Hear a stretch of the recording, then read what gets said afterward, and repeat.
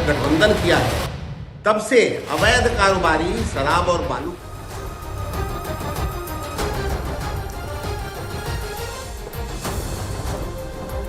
नमस्ते, मैं हूं किशोर अजवाणी। घड़ी इशारा कर रही है 9 बजे रात का वक्त। 100 बात की एक बात का 100 बात की एक बात में आज इजराइल की जेल में बंद हमास के पूर्व कमांडर इब्राहिम हामिद की रिहाई के बदले हमास के सभी बंधकों की रिहाई की पेशकश करने की खबर आई।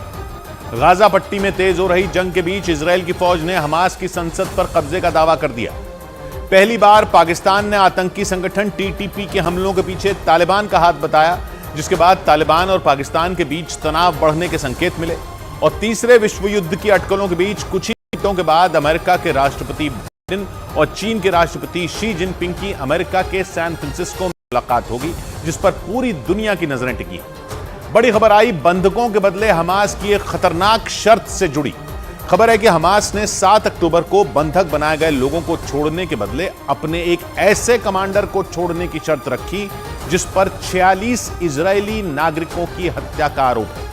इब्राहिम हामिद नाम का हमास का यह पूर्व कमांडर इतना खूंखार है कि सिर्फ इस एक कमांडर के बदले ही हमास सभी बंधकों को छोड़ने के लिए तैयार है। इब्राहिम हामिद इजराइल की जेल में बंद और उसे चलते फिरते बम यानी आत्मघाती लड़ाकों को तैयार करने में महारत हासिल बताई जाती है। जेल जाने से पहले उसने कई बड़े हमलों को अंजाम दिया था और हमास अब 240 से ज्यादा बंधकों को रिहा करने के बदले सिर्फ इब्राहिम हामिद को आजाद देखना चाहता है। यानी हमास की नई शर्त से यह समझा जा सकता है कि उसका कमांडर इब्राहिम हामिद उसके लिए कितनी अहमियत रखता है, क्योंकि 7 अक्टूबर को इजराइल पर हमले के बाद हमास ने इजराइल से बंधक बनाए गए लोगों को छोड़ने के बदले पहले 5000 फिलिस्तीनी कैदियों को रिहा करने की मांग रखी थी, जो लंबे वक्त से इजराइल की अलग अलग जेलों में बंद है। लेकिन 1 महीने से ज्यादा का वक्त बीत जाने के बाद हमास ने अपनी शर्त बदलते हुए सभी बंधकों को रिहा करने के बदले सिर्फ हमास कमांडर इब्राहिम हामिद को छोड़ने की शर्त इजराइल की सरकार के सामने रख दी। इजराइल के अखबार द टाइम्स ऑफ इजराइल के मुताबिक करीब 17 साल से इजराइल की जेल में बंद हमास कमांडर इब्राहिम हामिद के हाथ सैकड़ों इजरायली लोगों के खून से सने हैं। द टाइम्स ऑफ इजराइल के मुताबिक नई शर्त के साथ हमास ने यह भी चेतावनी दी है कि अगर उनके कमांडर को छोड़ने की शर्त को इजराइल नहीं मानेगा तो किसी भी बंधक को नहीं छोड़ा जाएगा। यानी इब्राहिम हामिद से कम हमास को कुछ भी मंजूर नहीं। 2006 में गिरफ्तार किए जाने से पहले इब्राहिम हामिद ने इजराइल के सीने पर इतने जख्म दिए हैं जिन्हें कोई भी इजरायली कभी भी बुला नहीं सकेगा। आरोप है कि फिलिस्तीन की आजादी की लड़ाई के नाम पर हमास के कमांडर इब्राहिम हामिद ने पूरे इजराइल में कत्लेआम मचा दिया था और इसी वजह से इजराइल की खुफिया एजेंसी मोसाद और वहां की सेना की हिट लिस्ट में उसका नाम सबसे टॉप पर पहुंच गया था। इब्राहिम हामिद के बारे में कहा जाता है कि वो मानव बम यानी आत्मघाती हमलावर तैयार करने में माहिर है। इजराइल के अखबार द टाइम्स ऑफ इजराइल के मुताबिक 1980 में इब्राहिम हामिद को हमास की मिलिट्री विंग अल कसाम ब्रिगेड का कमांडर बनाया गया था और वेस्ट बैंक की जिम्मेदारी दी गई थी। उसे बम बनाने और आत्मघाती हमलावर तैयार करने में महारत हासिल थी। हमले की साजिश रचने के आरोप में उसे गिरफ्तार किया गया, लेकिन 2001 में उसे जेल से रिहा करना पड़ा। द टाइम्स ऑफ इजराइल के मुताबिक जेल से रिहाई के बाद इब्राहिम हामिद ने इजराइल को दुनिया के नक्शे से खत्म करने की कसम खाई और इजराइल के खिलाफ आत्मघाती हमलावरों की एक ऐसी फौज तैयार कर दी थी जो उसके एक इशारे पर तबाही मचाने के लिए तैयार थी। इजराइल के अखबार द टाइम्स ऑफ इजराइल के मुताबिक उसके तैयार किए गए आत्मघाती हमलावरों ने इजराइल के अलग अलग शहरों में कई बड़े धमाकों को अंजाम दिया था, जिनमें सैकड़ों मासूम इजरायली नागरिकों की जान चली गई थी। द टाइम्स ऑफ इजराइल के मुताबिक इब्राहिम हामिद के इशारे पर 2001 में यरूशलेम में एक सरकारी इमारत पर आत्मघाती हमला हुआ था, जिसमें 10 लोग मारे गए थे। यरूशलेम में ही 2002 और 2003 में भी 2 बड़े आत्मघाती हमलों में 18 इजरायली नागरिकों की जान चली गई थी और तब इन सभी आत्मघाती हमलों का आरोप हमास के कमांडर इब्राहिम हामिद पर ही लगा था, जिसके बाद इजराइल की सेना और खुफिया एजेंसी मोसाद की आंखों में वो कील की तरह चुभने लगा। 23 मई 2004 को वेस्ट बैंक में एक ऑपरेशन के बाद हमास के इस सबसे खूंखार कमांडर को गिरफ्तार कर लिया गया और जेल में बंद कर दिया गया था और तब से वो इजराइल की अलग जेलों में कैद है। 2012 में इजराइल की मिलिट्री कोर्ट ने इब्राहिम हामिद को 46 इजरायली नागरिकों की हत्या के मामले में दोषी मानते हुए आजीवन कैद की सजा सुनाई थी, क्योंकि इजराइल में हुए आत्मघाती हमलों के पीछे उसका हाथ होने के सबूत इजराइल की खुफिया एजेंसी मोसाद ने कोर्ट के सामने पेश किए। उस वक्त इजराइल की कोर्ट ने 46 लोगों की मौत और करीब 500 लोगों के घायल होने के मामले में इब्राहिम हामिद को दोषी करार दिया था। और करीब 17 सालों से जेल में बंद इब्राहिम हामिद एक बार फिर से चर्चा में है। क्योंकि उसके बदले हमास 240 बंधकों को एक साथ रिहा करने को तैयार हो गया। इजराइल की मीडिया ने तो इब्राहिम हामिद को हमास कमांडर और 7 अक्टूबर के हमले के मास्टरमाइंड मोहम्मद दईफ और यहिया सिनवार से भी खूंखार बताया।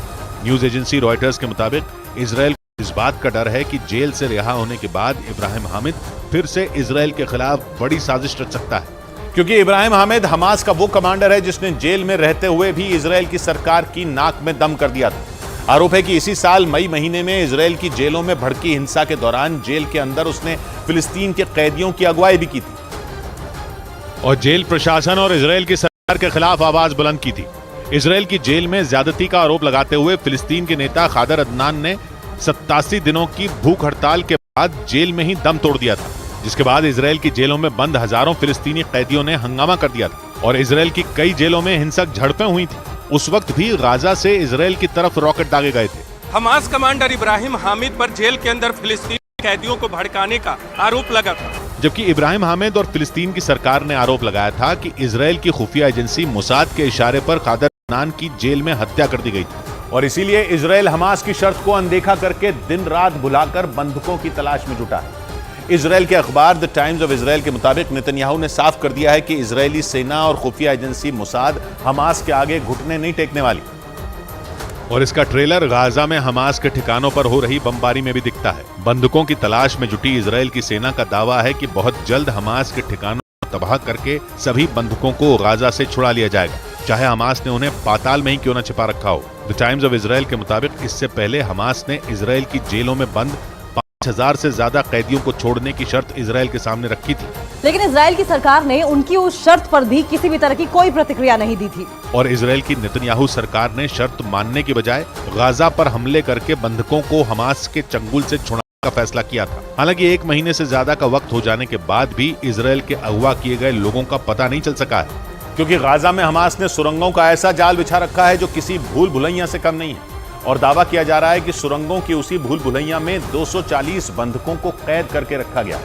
अमेरिकी न्यूज चैनल CNN के मुताबिक हमास लंबे वक्त से इजराइल के आम लोगों को बंधक बनाकर अपने साथियों को छुड़ाने का प्लान बना रहा था और इसे अंजाम देने के लिए उसके लड़ाकों ने 7 अक्टूबर को इजराइल में कोहराम मचा दिया था। 240 से ज्यादा लोगों को बंधक बनाकर अपने साथ गाजा लेकर गए थे, जिसके बाद इजराइल की सेना उनकी तलाश में जुट गई। CNN के मुताबिक आम लोगों को बंधक बनाकर इजराइल को ब्लैकमेल करने का आइडिया इजराइल को उसके सबसे बड़े मददगार ईरान से मिला था, क्योंकि CNN के मुताबिक ईरान लंबे वक्त से ऐसे ही बंधकों के बदले अपनी शर्त मनवाता रहा है। 1979 में तेहरान में अमेरिकी दूतावास पर हमला बोलकर 52 अमेरिकी अधिकारियों और कर्मचारियों को बंधक बनाया गया था और 444 दिनों तक कैद में रखने के बाद ईरान ने अमेरिका से $800 करोड़ यानी भारतीय रुपयों में करीब 65,000 करोड़ लेकर उन्हें रिहा किया था। और कुछ उसी तरह अब हमास भी इजराइल के सामने बंधकों के बदले अपने कमांडर को छोड़ने की शर्त रख रहा है। और इसी बीच इजराइल की खुफिया एजेंसी मोसाद के एक दावे ने पूरे इजराइल को हिलाकर रख दिया। ऐसा इसलिए क्योंकि मोसाद ने दावा किया कि हमास नेता यहिया सिनवार का भाई मोहम्मद सिनवार जिंदा है और वो बीते 9 साल से गाजा में बनी सुरंगों में छिपा हुआ है।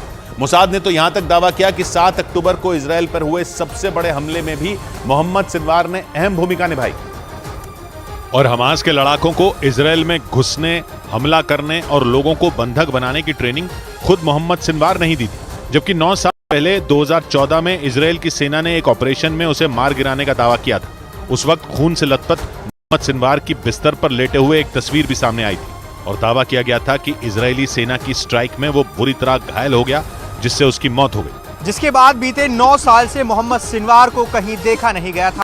लेकिन अब खुद इजराइल की खुफिया एजेंसी ने दावा किया कि यहिया सिनवार के बाद हमास का दूसरा सबसे खूंखार और बड़ा चेहरा मोहम्मद सिनवार जिंदा है और गाजा के पाताल लोक में छिपा है, जिसकी तलाश में इजराइल की सेना के साथ मोसाद के एजेंट दिन रात जुटे हुए हैं, क्योंकि इजराइल के खिलाफ अपने भाई यहिया सिनवार के साथ मिलकर उसने ऐसी साजिश को अंजाम दिया था जिससे पूरी दुनिया दहल गई थी। यानी जिस मोहम्मद सिनवार को इजराइल ने 9 साल तक मरा हुआ माना था, उसी ने पूरी प्लानिंग के साथ इजराइल पर इतिहास के सबसे बड़े हमले को अंजाम दिया। इजराइल के मीडिया के मुताबिक यहिया सिनवार का भाई मोहम्मद सिनवार हमास के कमांडर मोहम्मद दईफ का बेहद करीबी है। मोहम्मद सिनवार 1991 में हमास के मिलिट्री विंग अल कसाम ब्रिगेड में शामिल हुआ था। आतंकी घटनाओं में शामिल होने के आरोप में उसे फिलिस्तीन में गिरफ्तार किया गया था, लेकिन 3 साल सजा काटने के बाद वो जेल तोड़कर भाग निकला था। और इसराइल की मीडिया के मुताबिक 90 के दशक में मोहम्मद दईफ के साथ मिलकर उसने इसराइल में कई बड़े आत्मघाती हमलों को अंजाम दिया था, जिसमें सैकड़ों इजरायली नागरिक मारे गए थे, जिसके बाद वो हमास का एक बड़ा चेहरा बन गया। इसराइल के मीडिया के मुताबिक 2014 तक इसराइल पर हुए हर छोटे बड़े हमले में मोहम्मद सिनवार का नाम ही सामने आता था। लेकिन 2014 में उसके ठिकाने पर इसराइल की सेना ने हमला कर दिया था। इसराइल के मीडिया के मुताबिक 2011 में यहिया सिनवार की जेल से रिहाई के दौरान उसके भाई मोहम्मद सिनवार ने अहम भूमिका निभाई थी। 2011 में कैदियों की अदला बदली में इसराइल ने यहिया सिनवार को रिहा कर दिया था। यानी हमास का ये कमांडर अपने भाई के लिए किसी ढाल की तरह हर मौके पर खड़ा रहा। इसराइल के रक्षा मंत्रालय के मुताबिक 2014 के बाद गाजा की सुरंगों में छिपकर मोहम्मद सिनवार ने इजरायली नागरिकों के अपहरण की कई घटनाओं को अपने लड़ाकों के जरिए अंजाम दिलवाया। बड़ी खबर आई गाजा में चल रहे इसराइल के ग्राउंड ऑपरेशन से जुड़ी हुई। इसराइल ने गाजा में हमास की संसद पर कब्जा करने का दावा किया। वहां के रक्षा मंत्री का बयान आया कि हमास ने 16 साल बाद गाजा पर नियंत्रण खो दिया और हमास के लड़ाके उत्तरी गाजा से दक्षिणी गाजा की ओर भाग रहे हैं। इसराइल ने हमास की संसद पर कब्जे का सबूत भी दिया और एक तस्वीर जारी की, जिसमें इसराइल के सैनिक हमास की संसद के अंदर स्पीकर की चेयर पर बैठे थे। वहां इसराइल का झंडा भी नजर आया और इसी तस्वीर को इसराइल ने गाजा में हमास की संसद पर कब्जे का सबूत बताया। इसराइल ने दावा किया कि उसने गाजा में हमास की कमर तोड़कर रख दी और उसके ज्यादातर हिस्सों पर कब्जा कर लिया, जिनमें गाजा में मौजूद हमास की संसद भी शामिल है, जिस पर 2007 में हमास ने कब्जा कर लिया। लेकिन गाजा में भीषण जंग के 39वें दिन इसराइल ने हमास को ऐसा झटका देने का दावा किया कि पूरी बाजी ही पलट सकती है, क्योंकि इसराइल की सेना ने एक तस्वीर जारी की और दावा किया कि उसने गाजा में हमास की संसद पर कब्जा कर लिया। तस्वीर में इसराइल के सैनिक संसद में बैठे दिखे और वहां इसराइल का झंडा भी नजर आया और इसराइल के सैनिक स्पीकर की चेयर पर बैठे दिखे। जिसके बाद इसराइल की सेना ने ऐलान किया कि उसने गाजा के ज्यादातर हिस्सों को अपने कब्जे में ले लिया। यानी इसराइल ने गाजा में हमास की रीढ़ की हड्डी तोड़ने का दावा किया। इसराइल की सेना गाजा में घुस चुकी है और हमास की अल कसाम ब्रिगेड से दो हाथ कर रही है। इसी भयंकर जंग के बीच इसराइल ने गाजा में बड़ी जीत का दावा कर डाला, क्योंकि इसराइल की सेना का हमास की संसद में घुसना कोई मामूली बात नहीं है, क्योंकि इससे संकेत मिलने लगे कि इसराइल की सेना गाजा में हमास के लड़ाकों पर भारी पड़ रही है। कम से कम इसराइल की सरकार ने तो यही दावा किया, क्योंकि जैसे ही इसराइल की सेना की हमास की संसद में घुसने की तस्वीर आई, इसराइल के रक्षा मंत्री योआव गलांत ने टेलीविजन पर संदेश जारी कर दिया और बयान दिया कि उत्तरी गाजा के ज्यादातर हिस्सों पर इसराइल की सेना का कब्जा हो चुका है और हमास के लड़ाके उत्तरी गाजा से दक्षिणी गाजा की ओर भाग रहे हैं। यही नहीं, इसराइल के रक्षा मंत्री योआव गलांत ने बयान दिया कि हमास ने गाजा पट्टी पर 16 साल बाद नियंत्रण खो दिया है। उन्होंने दावा किया कि हमास के लड़ाके दक्षिणी गाजा में पनाह ले रहे हैं और गाजा के आम लोग हमास के ठिकानों को लूट रहे हैं, क्योंकि गाजा के आम लोगों को हमास पर भरोसा नहीं रहा। जिसका मतलब यह हुआ कि इसराइल ने हमास को गाजा में सबसे बड़ी चोट पहुंचाने का दावा किया, क्योंकि इस बार उसने हमास की संसद छीनने का दावा कर दिया। यानी 16 साल पहले गाजा पट्टी की जिस असेंबली पर हमास के लड़ाकों ने कब्जा किया था, उसे इसराइल की सेना ने उससे छीन लिया, जिसे गाजा में इसराइल का जीत की ओर बढ़ने का संकेत माना गया, क्योंकि इसराइल ने जंग के 39वें दिन हमास को सबसे बड़ी चोट पहुंचाई। इस बार उसने वो जगह हमास से छीन ली जहां से हमास गाजा पट्टी के लोगों पर शासन कर रहा था। इससे पहले इसराइल ने हमास के कई कमांड सेंटर उड़ाने का दावा भी किया और वहां के अस्पतालों पर धुआंधार बमबारी की और चुन चुनकर हमास के सैकड़ों ठिकानों को उड़ा डाला। जंग के 39वें दिन भी इसराइल ने हमास के ठिकानों की बर्बादी का सिलसिला जारी रखा। अस्पताल हो या स्कूल, मस्जिद हो या रिहायशी इलाके, इसराइल ने हर उस जगह पर बम बरसाए जहां उसे हमास का ठिकाना होने का शक था। लेकिन उसने उत्तरी गाजा में हमास की संसद पर बम नहीं बरसाए, बल्कि उस पर कब्जा किया। उसके सैनिक न केवल वहां की संसद में घुसे, बल्कि उन्होंने वहां इसराइल का झंडा भी फहरा दिया और इसीलिए इसे गाजा में हमास को मिली सबसे बड़ी चोट कहा जा रहा है, क्योंकि संसद छीनने का मतलब है कि हमास के हाथ से गाजा पट्टी की सत्ता छिन जाना, जिससे हमास की रातों की नींद उड़ सकती है। क्योंकि भले ही इसराइल हमास को आतंकी संगठन कहता हो, लेकिन फिलिस्तीन की सरकार ऐसा नहीं कहती और इसीलिए फिलिस्तीन की सरकार की नाक के नीचे हमास के लड़ाके गाजा पट्टी में सरकार चलाते रहे। यही नहीं, इसराइल के हमले के बाद उन्होंने वहां की सत्ता में होने की वजह से इसराइल को घेरना भी शुरू कर दिया था और इसराइल की सरकार के खिलाफ बयान दिए थे। गाजा की सत्ता में बैठे हमास ने अस्पतालों, स्कूलों और मस्जिदों के संकट पर भी इसराइल की सरकार को घेरा था। लेकिन इस बार इसराइल ने हमास से वो अधिकार ही छीन लिया, क्योंकि इसराइल की सेना ने गाजा में हमास की संसद पर कब्जा कर लिया और हमास से वो जगह छीन ली जहां से वो गाजा पट्टी से जुड़े फैसले करता था।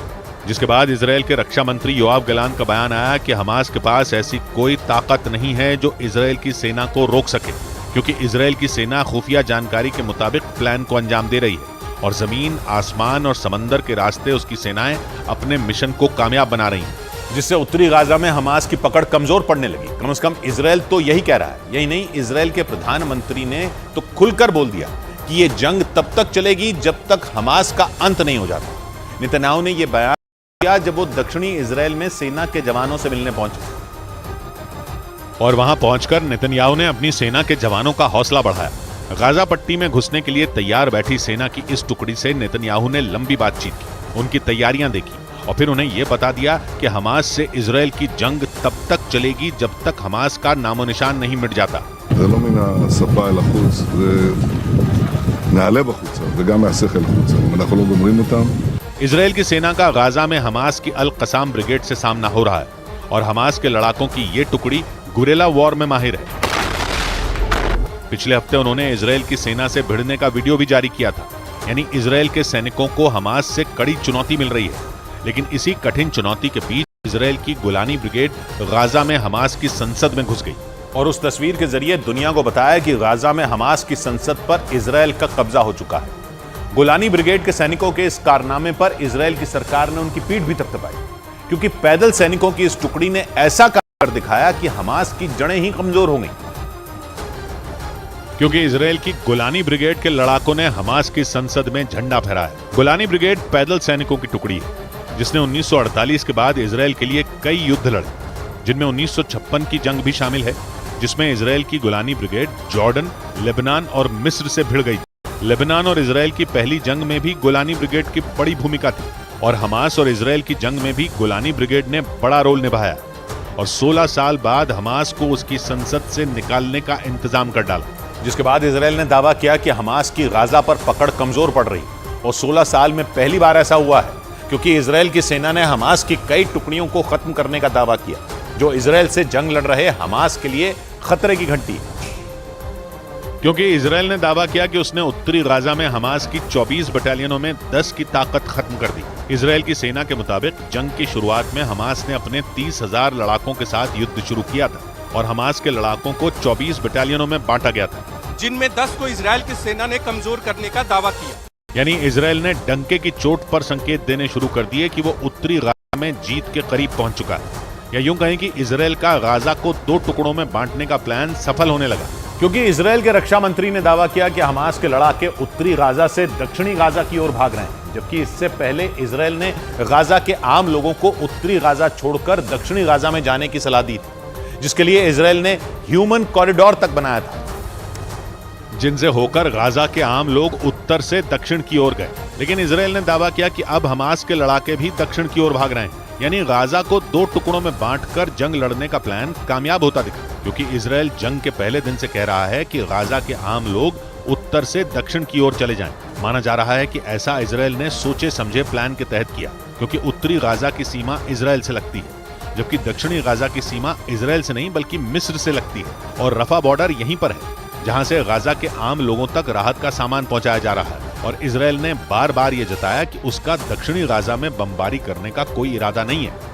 जिससे धीरे धीरे यह लगने लगा कि इजरायल के हमले से जो नुकसान होगा वो उत्तरी गाजा में ही होगा, क्योंकि इजरायल की सेना ने खुद बयान दिया था कि वो उत्तरी गाजा में हमास का सफाया करेगी और दक्षिण में घायलों की मदद करेगी, जिसका मतलब यह हुआ कि दक्षिणी गाजा में बम नहीं बरसेंगे, जिससे ये संकेत मिलने शुरू हो गए कि इजरायल जंग के बाद उत्तरी गाजा पर अपना अधिकार जताना शुरू करेगा और दक्षिणी गाजा में फिलिस्तीन की सरकार का शासन होगा। और अगर ऐसा हो गया तो फिलिस्तीन का नक्शा 5वीं बार बदल सकता है, क्योंकि 1917, 1948, 1967 और 1993 में फिलिस्तीन का नक्शा बदल चुका है और एक बार फिर ऐसा ही होने के संकेत मिल रहे हैं, क्योंकि इजरायल का पूरा फोकस उत्तरी गाजा पर है और अब तो उसने उत्तरी गाजा में हमास की संसद पर कब्जा कर लिया है, यानी हमास की कमर ही तोड़ दी है, क्योंकि संसद के हाथ से निकलने के बाद हमास के हाथ से गाजा की सत्ता भी निकल सकती है। या यूं कहें कि उत्तरी गाजा में इजरायल की सेना बड़ी जीत की ओर बढ़ती दिखी। उसने जो नया दावा किया उससे तो ऐसा ही लगा, मतलब ये हुआ कि उत्तरी गाजा हमास के हाथ से निकल सकता है।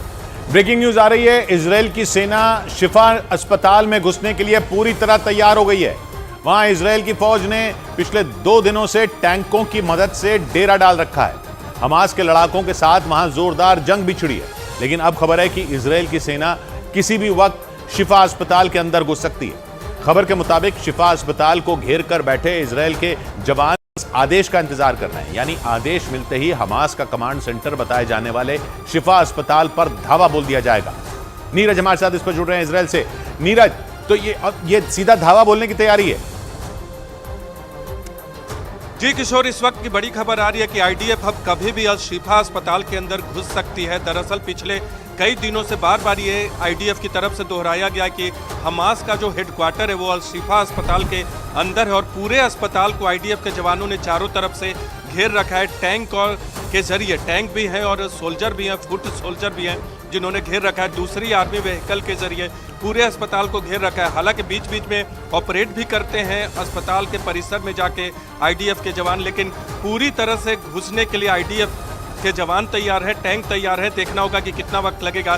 बीच बीच में हमास के आतंकियों के साथ आईडीएफ की जवानों की फायरिंग भी होती है, हमला भी किया जाता है।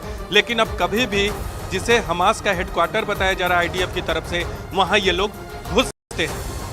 शुक्रिया नीरज आपका। शिफा अस्पताल की तरह इसराइल के निशाने पर गाजा के कई दूसरे अस्पताल भी हैं, क्योंकि जंग की शुरुआत से ही इसराइल ये आरोप लगा रहा है कि हमास ने गाजा के अस्पतालों के नीचे अपने कमांड सेंटर बना रखे हैं। और अपने इस दावे के समर्थन में इसराइल ने इससे जुड़े कुछ वीडियो भी जारी किए। लेकिन अस्पतालों पर हमला करने की वजह से इसराइल दुनिया के कई देशों के निशाने पर आ चुका है। हालांकि इसराइल अपनी बात पर अड़ा रहा कि हमास गाजा पट्टी के अस्पतालों को अपने फायदे के लिए इस्तेमाल कर रहा है। इसराइल ये दावा करता है कि हमास के ज्यादातर कमांड सेंटर गाजा के अस्पतालों के नीचे बनी सुरंगों में ही मौजूद हैं। अपने इस दावे को पुख्ता करने के लिए इसराइल की सेना ने पहली बार एक वीडियो जारी किया। इसके जरिए एक बार फिर आरोप लगाया गया कि हमास के लड़ाके अस्पतालों की आड़ में आतंक की फैक्ट्री चला रहे हैं। This kind of gear is a gear for a major fight. Israel की सेना ने उत्तरी गाजा में अपने सैन्य ऑपरेशन के दौरान जो वीडियो जारी किया वो रंतीसी अस्पताल का बताया गया, जहां सिर्फ बच्चों का ही इलाज किया जाता है। लेकिन इसराइल का दावा है कि ये अस्पताल सिर्फ कहने के लिए है, क्योंकि वहां हमास का बहुत बड़ा ठिकाना था। इसराइल की सेना जब उस अस्पताल के बेसमेंट में पहुंची तो उसे वहां हथियारों का बड़ा जखीरा मिला। वहां इस तरह के कुछ और भी कमरे मिले जिनमें बड़ी संख्या में हथियार रखे गए थे। और उन्हीं हथियारों को दिखाकर इसराइल ने पूरी दुनिया के सामने हमास की हकीकत सामने लाने की कोशिश की, क्योंकि बच्चों के अस्पताल के नीचे मौजूद हमास के ठिकाने से इतने हथियार मिले जिन्हें देखकर यह लगा कि हमास ने कुछ दिनों तक जंग लड़ने की तैयारी की हुई थी, जिसके लिए उसने अस्पताल के नीचे एक अलग दुनिया बना रखी थी। इजराइल की सेना के मुताबिक हमास के लड़ाके हमला करने के बाद इन्हीं सुरंगों में छिप जाते थे, क्योंकि उन सुरंगों को इस तरह से बनाया गया था कि बम या मिसाइलों के वार से भी उन्हें कोई नुकसान नहीं पहुंच सकता था। यही नहीं, हमास के लड़ाके इस फिराक में थे कि इजराइल की सेना दूसरे देशों के दबाव में आकर अस्पतालों पर हमला नहीं करेगी, जिससे वो लंबे वक्त तक वहां छिपे रह सकते थे। लेकिन नेतन्याहू के सैनिकों ने उनके इस प्लान पर पानी फेर दिया। और इसके अलावा इजरायली सैनिकों को रंतीसी अस्पताल के नीचे कुछ मोटरसाइकिलें भी मिली। दावा किया गया कि इन्हीं मोटरसाइकिलों के जरिए हमास के लड़ाके 7 अक्टूबर वाले दिन इजराइल के अलग अलग शहरों में दाखिल हुए थे, जहां उन्होंने भयंकर खूनी खेल खेला था। इजराइल के मुताबिक वहां से लौटकर लड़ाकों ने अपनी मोटरसाइकिलें इन्हीं सुरंगों में छिपा दी थी, ताकि दुनिया को उनकी असलियत का पता न चल सके। लेकिन इजराइल की सेना जब उत्तरी गाजा के रंतीसी अस्पताल में पहुंची तो उसके होश उड़ गए, क्योंकि वहां हमास ने हथियारों का गोदाम बना रखा था। उन हथियारों को देखकर कोई भी यकीन नहीं कर सकता था कि बच्चों के अस्पताल के नीचे गोला बारूद और खतरनाक हथियार छिपाकर रखे गए थे। यही नहीं, इजराइल की सेना को वहां से आत्मघाती हमला करने में इस्तेमाल होने वाली कई जैकेट भी मिली। दावा किया गया कि उन जैकेट के जरिए हमास के लड़ाके इजरायली सेना पर आत्मघाती हमला करने वाले थे। इसके अलावा वहां से ग्रेनेड और बड़ी संख्या में दूसरे हथियार भी बरामद किए गए। हालांकि इजराइल के मुताबिक उसके वहां पहुंचने से पहले ही हमास के लड़ाके वहां से भाग चुके थे। दावा है कि रंतीसी की तरह ही उत्तरी गाजा के कई दूसरे अस्पताल भी हमास के हथियारों से भरे हैं। और यही वजह है कि इजराइल लगातार गाजा के अस्पतालों को निशाना बना रहा है। उत्तरी गाजा के सबसे बड़े शिफा अस्पताल पर तो पिछले कई दिनों से भीषण बमबारी हो रही है, क्योंकि इजराइल की फौज शिफा अस्पताल में बड़ा ऑपरेशन चला रही है। पिछले कई दिनों से इस अस्पताल को घेर कर खड़ी इजरायली सेना लगातार हमले कर रही है। एक दिन पहले ही उसने शिफा अस्पताल पर बम बरसाकर हमास के खूंखार कमांडर अहमद सय्याम को ढेर करने का दावा किया।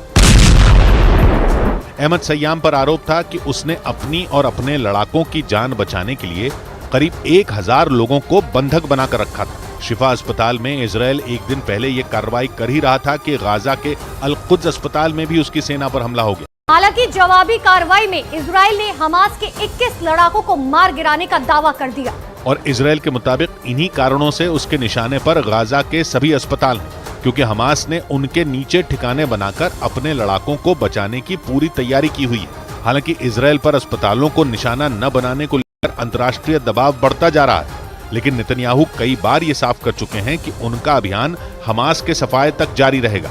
और इजराइल की उस मुहिम में अमेरिका ने एक बार फिर उसका साथ देने का भरोसा जताया। अमेरिकी न्यूज चैनल CNN के मुताबिक अमेरिकी खुफिया एजेंसियां भी ये मान रही हैं कि गाजा के अस्पतालों के नीचे हमास ने कई कमांड सेंटर बना रखे हैं, जहां से इजरायली सेना पर लगातार हमला किया जा रहा है।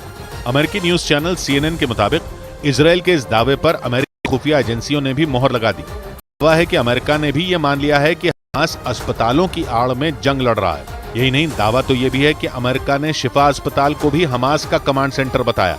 इस बीच अमेरिकी राष्ट्रपति बाइडेन ने ये मांग की कि गाजा के अस्पतालों में भर्ती मरीजों की जान खतरे में ना पड़े। उन्होंने इजराइल से अपील की कि वो मरीजों की सुरक्षा पर आंच न आने दे। और बाइडेन ने उम्मीद जताई कि इजराइल अपने सैन्य ऑपरेशन से आम नागरिकों को दूर रखेगा। वो निर्दोष लोगों की जान बचाते हुए हमास के लड़ाकों का सफाया करेगा। असल में अमेरिका इजराइल की मदद करने के साथ ही अपने उन नागरिकों की सुरक्षा को लेकर भी चिंतित है जो 7 अक्टूबर के बाद से ही हमास के कब्जे में है। लेकिन हमास ने इजराइल के उस दावे को ही नकार दिया जिसमें शिफा अस्पताल को हमास का कमांड सेंटर बताया गया। हमास ने तो इजराइल पर शिफा अस्पताल के मुद्दे पर पूरी दुनिया के सामने झूठ बोलने का आरोप लगाया और इसी झूठ का सहारा लेकर वो लगातार शिफा अस्पताल को निशाना बना रहा है। हमास ने अस्पताल के नीचे कमांड सेंटर होने के इजराइल के दावे को एक प्रोपेगेंडा करार दिया। हमास के मुताबिक इजराइल के पास ऐसा कोई सबूत नहीं है जो ये साबित कर सके कि शिफा अस्पताल हमास का कमांड सेंटर है। इसके साथ ही हमास ने यह भी साफ किया कि गाजा के लोगों को शील्ड बनाकर रखने का इजराइल का आरोप भी झूठा है। उसके मुताबिक इजराइल ऐसा इसलिए कर रहा है ताकि उसके फैलाए झूठ पर भरोसा करके फिलिस्तीन के लोग भी हमास के खिलाफ हो जाएं। हमास ने ये दावा भी किया कि तरफ से कई बार कई अंतर्राष्ट्रीय संस्थाओं से शिफा अस्पताल का दौरा करने की अपील भी की गई, लेकिन किसी भी संस्था की तरफ से कोई जवाब नहीं आया। लेकिन इस बीच इजराइल की सेना ने गाजा के रंतीसी अस्पताल के नीचे बने हमास के कमांड सेंटर में न सिर्फ हथियार बल्कि कई बंधकों के मौजूद होने का दावा कर दिया। इजराइल के मुताबिक हमास ने 7 अक्टूबर को बंधक बनाए गए लोगों में कुछ को इसी कमांड सेंटर में रखा था। इजराइल की सेना ने इसका एक वीडियो भी जारी किया जिसमें बंधकों के वहां रखे जाने के कई सबूत नजर आए। इजराइल की सेना ने दावा किया कि गाजा में बच्चों के एक अस्पताल के नीचे उन्हें हमास का बहुत बड़ा ठिकाना मिला, जहां एक दो नहीं बल्कि कई कमरे बने थे। और इजराइल के मुताबिक हमास ने उन्हीं कमरों में कुछ बंधकों को छिपा कर रखा था। इजराइल की सेना ने जो वीडियो जारी किया उसमें चारों तरफ बंधकों का सामान बिखरा नजर आया।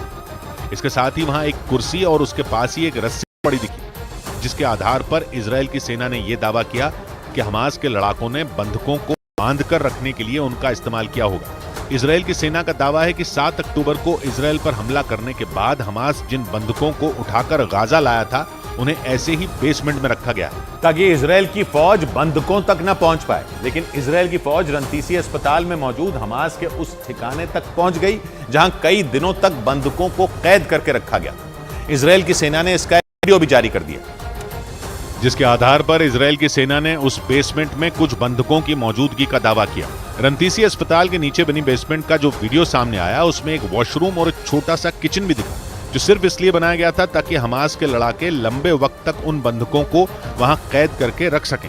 इसके अलावा वहां की खाली दीवारों पर पर्दे भी लगे दिखे। इजराइल की सेना का दावा है कि हमास के लड़ाके उन्हीं पर्दों के आगे बैठकर बंधकों के वीडियो बनाते थे, ताकि जब वो उन बंधकों का वीडियो जारी करें तो कोई उनके ठिकानों को पहचान न पाए और वो इजराइल की फौज की नजरों से बच सकें। लेकिन इजराइल ने दावा किया कि उसने हमास की इस चाल को कामयाब होने नहीं दिया।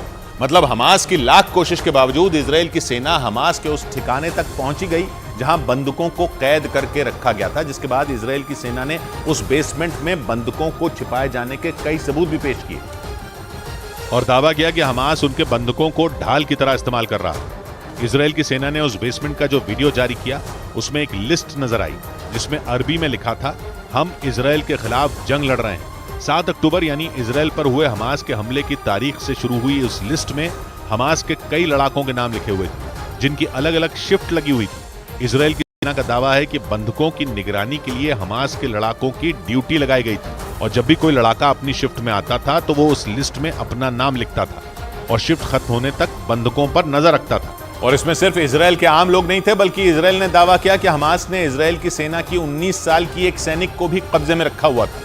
7 अक्टूबर को इजराइल में हुए हमले के बाद हमास के लड़ाके कई लोगों को बंधक बनाकर गाजा ले गए थे, जिनमें एक महिला सैनिक की पहचान की गई। इजराइल की सेना ने दावा किया कि 19 साल की इजरायली सैनिक नोआ मार्सियानो हमास की कैद में मौजूद है। ये पहली बार हुआ जब इजराइल ने हमास की कैद में मौजूद किसी बंधक की पहचान की है। दरअसल हमास की तरफ से उस महिला सैनिक का एक वीडियो जारी किया गया था, जिसमें उसने अपना नाम और पहचान बताई और कहा कि वो पिछले कई दिन से हमास की कैद में है।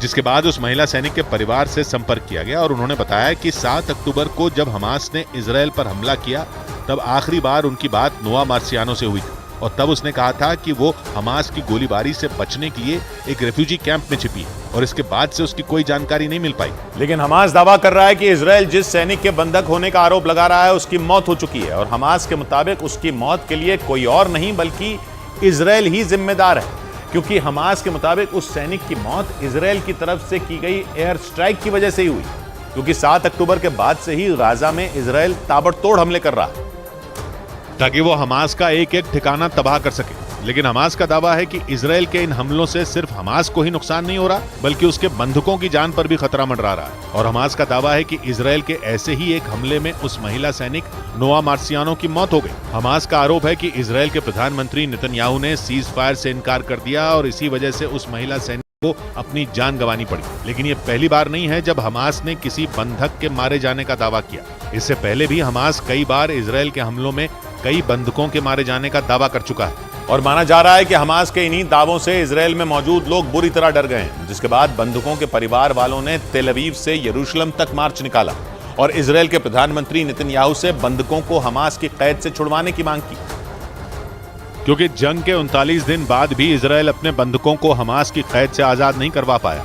ऐसे में उन बंधकों के परिवार वालों ने तेल अवीव से यरूशलेम तक मार्च निकाला और बंधकों की जल्द रिहाई की मांग की। इस दौरान जमकर नारेबाजी भी की गई और जो बंधक गाजा में हमले के दौरान मारे गए उनके लिए प्रार्थना भी की गई।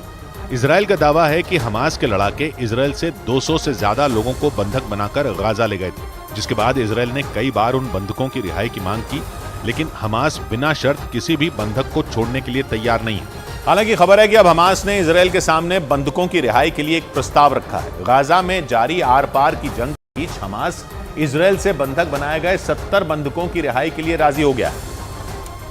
लेकिन इसके लिए हमास ने इजराइल के सामने एक शर्त रख दी। हमास की अल कसाम ब्रिगेड ने इजराइल के प्रधानमंत्री नेतन्याहू के सामने प्रस्ताव रखा कि अगर वो गाजा में 5 दिन के युद्ध विराम के लिए तैयार होंगे तो वो उनके 70 बंधकों को रिहा कर देगा, जिनमें महिलाएं और बच्चे शामिल होंगे। इसके साथ ही हमास ने यह भी कहा कि इस युद्ध विराम के दौरान इजराइल गाजा पहुंचने वाली किसी भी तरह की मानवीय मदद को नहीं रोकेगा। इसका मतलब ये हुआ कि इजराइल अगर हमास की इस शर्त को मानने को तैयार हो गया तो उसके 70 बंधक आजाद हो जाएंगे। हालांकि इजराइल की तरफ से अब तक हमास के इस प्रस्ताव पर कोई जवाब नहीं आया। बड़ी खबर जंग में हमास के कमांडरों से जुड़ी हुई है। इजराइल ने दावा किया कि उसकी सेना ने एक दिन में गाजा में हमास के 5 टॉप कमांडरों को मार गिराया, जिसमें खान यूनिस बटालियन का एक कमांडर भी शामिल है। बताया गया कि सेना ने खान यूनिस बटालियन में एंटी टैंक मिसाइल यूनिट के प्रमुख याकूब अशूर के ठिकाने पर ताबड़तोड़ बमबारी की और उसे नेस्त नाबूद कर दिया। इजराइल के मुताबिक जंग की शुरुआत से ही उसकी सेना और सुरक्षा एजेंसी शिन बेत याकूब अशूर की तलाश में जुटी थी, क्योंकि उस पर इजराइल पर हुए भीषण हमलों की प्लानिंग करने का आरोप था और इसलिए गाजा में घुसी नेतन्याहू की सेना हमास के कमांडरों पर मौत बनकर बरस रही है, क्योंकि इजराइल अब हमास को खत्म करने की कसम खा चुका है। इसलिए उसकी फौज गाजा में हमास के बचे हुए ठिकानों को भी तबाह करने में जुटी है, ताकि हमास को हमेशा के लिए मिट्टी में मिलाया जा सके। इजराइल की सेना गाजा में सिर्फ उसके लड़ाकों को मौत के घाट में उतार रही है, बल्कि वहां उसके टॉप कमांडरों को फंसाने के लिए अपना जाल बिछा रही है, जिससे कि जंग में इजराइल के खिलाफ हमास की प्लानिंग को फेल किया जा सके। असल में हवाई हमले और ग्राउंड ऑपरेशन कर इजराइल की सेना पहले ही गाजा को पूरी तरह घेरने का दावा कर चुकी है, लेकिन अब वो हमास के दिमाग पर कब्जा करना चाह रही है। इजराइल के खिलाफ रही साजिश को अंजाम देने से पहले ही रोका जा सके। क्योंकि सोची समझी रणनीति के तहत ही हमास इजराइल पर पलटवार कर रहा है। इसलिए हमास को चला रहे टॉप कमांडरों के ठिकाने पर ही इजराइल की फौज लगातार हमले कर रही है। ऐसे में ये माना जा रहा है कि इजराइल ने अगर उसके सभी टॉप कमांडरों को मार गिराया तो उसके लड़ाके जंग में कुछ नहीं कर पाएंगे, जिन्हें इजराइल की सेना चुटकियों में ढेर कर सकती है। इसलिए इजराइल की सेना ने हमास के टॉप कमांडर याकूब अशूर को मार गिराने का बड़ा दावा कर दिया। बताया कि वो खान यूनिस बटालियन में एंटी टैंक मिसाइल यूनिट का प्रमुख था, जिसकी तलाश में इजराइल की फौज और उसकी सुरक्षा एजेंसी शिन बेत घात लगाए बैठी थी। लेकिन हमास के टॉप कमांडर याकूब अशूर का पता चलते ही इजराइल की सेना कहर बनकर टूट पड़ी और गाजा में उसके ठिकाने पर लड़ाकू विमानों से जोरदार एयर स्ट्राइक कर दी। इजराइल के रक्षा मंत्रालय ने दावा किया कि याकूब अशूर की देखरेख में ही खान यूनिस बटालियन के लड़ाकों ने उसकी सेना के टैंकों को निशाना बनाया, क्योंकि वो एंटी टैंक मिसाइल यूनिट का प्रमुख था, जो हमास की खान यूनिस बटालियन में लड़ाकों की भर्ती भी करवाता था। असल में दक्षिणी गाजा में खान यूनिस एक इलाका है जो चरमपंथी संगठन हमास का गढ़ माना जाता है, और खान यूनिस इलाके पर जंग की शुरुआत से ही इजराइल की सेना कड़ी नजर बनाए हुए, क्योंकि दावा है कि वहां बैठे हमास के टॉप कमांडर अपने खूंखार लड़ाकों को इजराइल पर हमले के लिए उकसा रहे हैं। जिससे भड़की इजराइल की सेना ने 24 घंटे में हमास के टॉप कमांडर याकूब अशूर समेत कुल 5 कमांडरों को मौत के घाट उतार दिया। माना जा रहा है कि ये पांचों कमांडर युद्ध की शुरुआत से ही इजराइल के लिए बड़ी चुनौती बने हुए थे, लेकिन इजराइल की सेना ने भीषण हवाई हमलों में उनका सफाया कर दिया। बताया गया कि खान यूनिस बटालियन में एंटी टैंक यूनिट के प्रमुख याकूब अशूर के अलावा हमास के 4 और टॉप कमांडरों को मार गिराया गया, क्योंकि अपने इन कमांडरों के सहारे ही हमास इजराइल के खिलाफ साजिश रच रहा था। लेकिन हमास को जड़ से उखाड़ने की कसम खा चुका इजराइल अब झुकना नहीं चाहता, इसलिए उसने हमास की खुफिया एजेंसी के प्रमुख को भी मार गिराने का दावा कर दिया। इसके साथ ही वहां बेत लाहिया बटालियन के कमांडर को भी ढेर करने का दावा किया, जिस पर हमास की खुफिया एजेंसी के प्रमुख के साथ मिलकर इजराइल के खिलाफ लड़ाकों को तैनात करने का आरोप है। जबकि गाजा में इजराइल की ताबड़तोड़ कार्रवाई में हमास की रफा ब्रिगेड का प्रमुख और एक दूसरा टॉप कमांडर भी मारा गया। जबकि एक रोज पहले ही इजराइल ने बड़ी कामयाबी का दावा करते हुए 1000 लोगों को बंधक बनाने के आरोपी कमांडर को भी मार गिराया था, क्योंकि अपने खूंखार कमांडरों के दम पर ही हमास इजराइल को घेरने की कोशिश कर रहा है, जिसकी कमर तोड़ने के लिए इजराइल के सैनिक लगातार हमले कर रहे हैं। इजराइल की सेना ने दावा किया कि अहमद सियाम हमास का बड़ा कमांडर था और वो हमलों के दौरान बेकसूर लोगों को ढाल के तौर पर इस्तेमाल करता था। आरोप है कि उसने गाजा के रंतीसी अस्पताल में भर्ती मरीजों को ही बंधक बना लिया था। इतना ही नहीं, अहमद सियाम ने उत्तरी गाजा से दक्षिणी गाजा की ओर जा रहे लोगों को भी रोकने की कोशिश की। ऐसा इसलिए क्योंकि दावा है कि वो बेगुनाह लोगों की आड़ में इजरायली सैनिकों के हमले से खुद को बचा रहा था, लेकिन वो ज्यादा दिनों तक लोगों के बीच खुद को सुरक्षित नहीं रख पाया और इजराइल की फौज ने उसकी हत्या करने का दावा कर दिया, जो इजराइल के लिए बड़ी कामयाबी बताई जा रही है। दावा किया गया कि अहमद सियाम हमास की नासिर रदवान बटालियन का कमांडर था और अपनी जान बचाने के लिए रंतीसी अस्पताल में खुद को छिपाए बैठा था। लेकिन हमास के दुश्मन इजराइल की सेना ने कमांडर अहमद सियाम को मार डालने का दावा कर दिया। इतना ही नहीं, जंग की शुरुआत से अब तक इजराइल हमास के करीब 70 कमांडरों को ढेर करने का दावा कर चुका है, क्योंकि सुरंगों की आड़ में छिपे हमास के कमांडर ही इजराइल की सेना के लिए मुसीबत बने हुए हैं। लेकिन इजराइल जंग के मोर्चे पर एक कदम भी पीछे हटाना नहीं चाहता। उसकी सेना एक एक कर हमास के टॉप कमांडरों को उनकी जाल में फंसाकर उन्हें ढेर करने में जुटी है, क्योंकि हमास को खत्म करना इतना आसान नहीं। ऐसे में इजराइल समझ चुका है कि अगर दुनिया से हमास का नामोनिशान मिटाना है तो उसके लड़ाके नहीं बल्कि उसके टॉप कमांडरों को सबसे पहले ठिकाने लगाना होगा, क्योंकि टॉप कमांडर ही हमास के प्रमुख इस्माइल हानिया और दूसरे बड़े नेताओं की इजराइल के खिलाफ जंग में रणनीति बनाने में मदद कर रहे हैं, जिनकी हत्या करने के लिए इजराइल ने एक लिस्ट भी तैयार कर रखी है, जिसमें शामिल करीब 70 कमांडरों को मारने का दावा किया गया। ब्रेकिंग न्यूज आ रही है। हिजबुल्लाह और इजराइल के बीच तेज हो रही जंग पर इजराइल की फौज ने दावा किया है कि उसने 7 अक्टूबर से अब तक हिजबुल्लाह के 200 लड़ाकों को ढेर कर दिया है। हालांकि इन आंकड़ों पर हिजबुल्लाह और इजराइल आमने सामने हैं। हिजबुल्लाह ने इजराइल की सेना के आंकड़ों को गलत बताया और इजराइल के हमलों में सिर्फ 70 लोगों की मौत होने की बात मानी। गाजा पट्टी में इजराइल की फौज का ऑपरेशन शुरू होने के बाद से ही इजराइल की उत्तरी सीमा पर तनाव है। यही वो सीमा है जो लेबनान से लगती है और इसी सीमा से हिजबुल्लाह के लड़ाकों की मिसाइलें इजराइल के लिए चुनौती बनी हुई हैं। जावेद हमारे साथ जुड़ रहे हैं लेबनान से। जावेद, तो अब क्या पता चल रहा है? जी किशोर, देखिए इजराइल की सेना की तरफ से बड़ा दावा किया गया है कि 7 अक्टूबर के बाद से अब तक 200 लड़ाकों को मार गिरा है, लेकिन हिजबुल्लाह की तरफ से जो आंकड़े जारी किए जाते हैं किशोर, आपको बता दें कि उसमें करीब 70 लोगों की अब तक मौत हुई है, जिसमें करीब 64 हिजबुल्लाह के लड़ाके हैं। लगातार हिजबुल्लाह की तरफ से उन लड़ाकों की तस्वीरें और नाम जारी किए जाते हैं जो इजराइल के साथ जंग में मारे गए हैं। पूरा जो इजराइल लेबनान बॉर्डर है वो जंग का मैदान बना हुआ है। यकीनन जो जंग है वो बहुत भीषण हो रही है इस वक्त इजराइल और हिजबुल्लाह के बीच में, और लड़ाके भी मारे जा रहे हैं हिजबुल्लाह के। लेकिन जो दावा इजराइल ने किया है उसको पूरी तरह से हिजबुल्लाह ने गलत बताया है। जी, और अब तो हिजबुल्लाह के लड़ाकों ने एक साथ कई हमले कर इजराइल के कुछ शहरों को दहलाने का दावा भी कर दिया, यानी एक साथ 2 मोर्चों पर इजराइल की लड़ाई शुरू हो गई है, क्योंकि हिजबुल्लाह ने अचानक इजराइल के कई शहरों को भीषण हमलों से दहला देने का दावा किया। लेबनान का यह चरमपंथी संगठन पिछले कई दिनों से इजराइल को युद्ध की धमकी दे रहा था, जिसके जवाब में इजराइल की सेना भी लगातार लेबनान में उसके ठिकानों को निशाना बना रही है। इस बीच हिजबुल्लाह ने हमले के कई वीडियो जारी कर दावा किया कि उसने कई इजरायली सैनिकों को मौत के घाट उतार दिया। दावा है कि यह हमला इजराइल के नेतुआ इलाके में किया गया, जो लेबनान की सीमा के नजदीक बसा है। हिजबुल्लाह ने इस हमले का एक वीडियो भी जारी किया जिसमें कुछ इजरायली सैनिक गश्त लगाते दिखाई दिए। तभी उन पर हिजबुल्लाह के लड़ाकों ने रॉकेट बरसा दिए। इस हमले से वहां हड़कंप मच गया। दावा है कि कई इजरायली सैनिक गंभीर रूप से घायल हो गए। जिस जगह हमला हुआ वहां कुछ ही देर में इजरायली सेना की एक गाड़ी नजर आई जो घायल सैनिकों की मदद के लिए वहां पहुंची थी। और इसी तरह हिजबुल्लाह ने इजराइल के कुछ दूसरे इलाकों में भी रॉकेट बरसाने का दावा किया, लेकिन इन ताबड़तोड़ हमलों से नेतन्याहू का पारा 7वें आसमान पर पहुंच गया और उन्होंने हिजबुल्लाह को बहुत बड़ी धमकी दे दी। नेतन्याहू ने 2 टूक कहा कि इजराइल पर हमला कर हिजबुल्लाह आग से खेल रहा है और इसके जवाब में इजराइल उसे जलाकर खत्म कर देगा।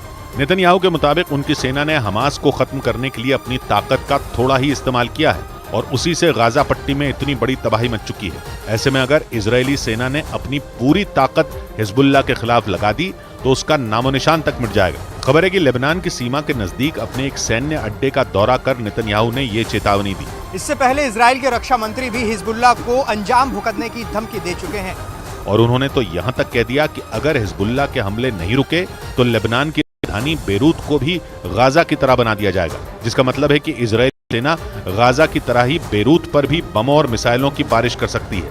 और नेतन्याहू की इस धमकी के बाद इजरायली सेना ने हिजबुल्लाह पर हमले तेज कर दिए। इजरायल की तरफ से इन हमलों के कुछ वीडियो भी जारी किए गए, जिनमें एक वीडियो में इजरायली सेना लेबनान के दक्षिणी इलाके में हिजबुल्लाह के ठिकानों पर मिसाइलें बरसाती नजर आई।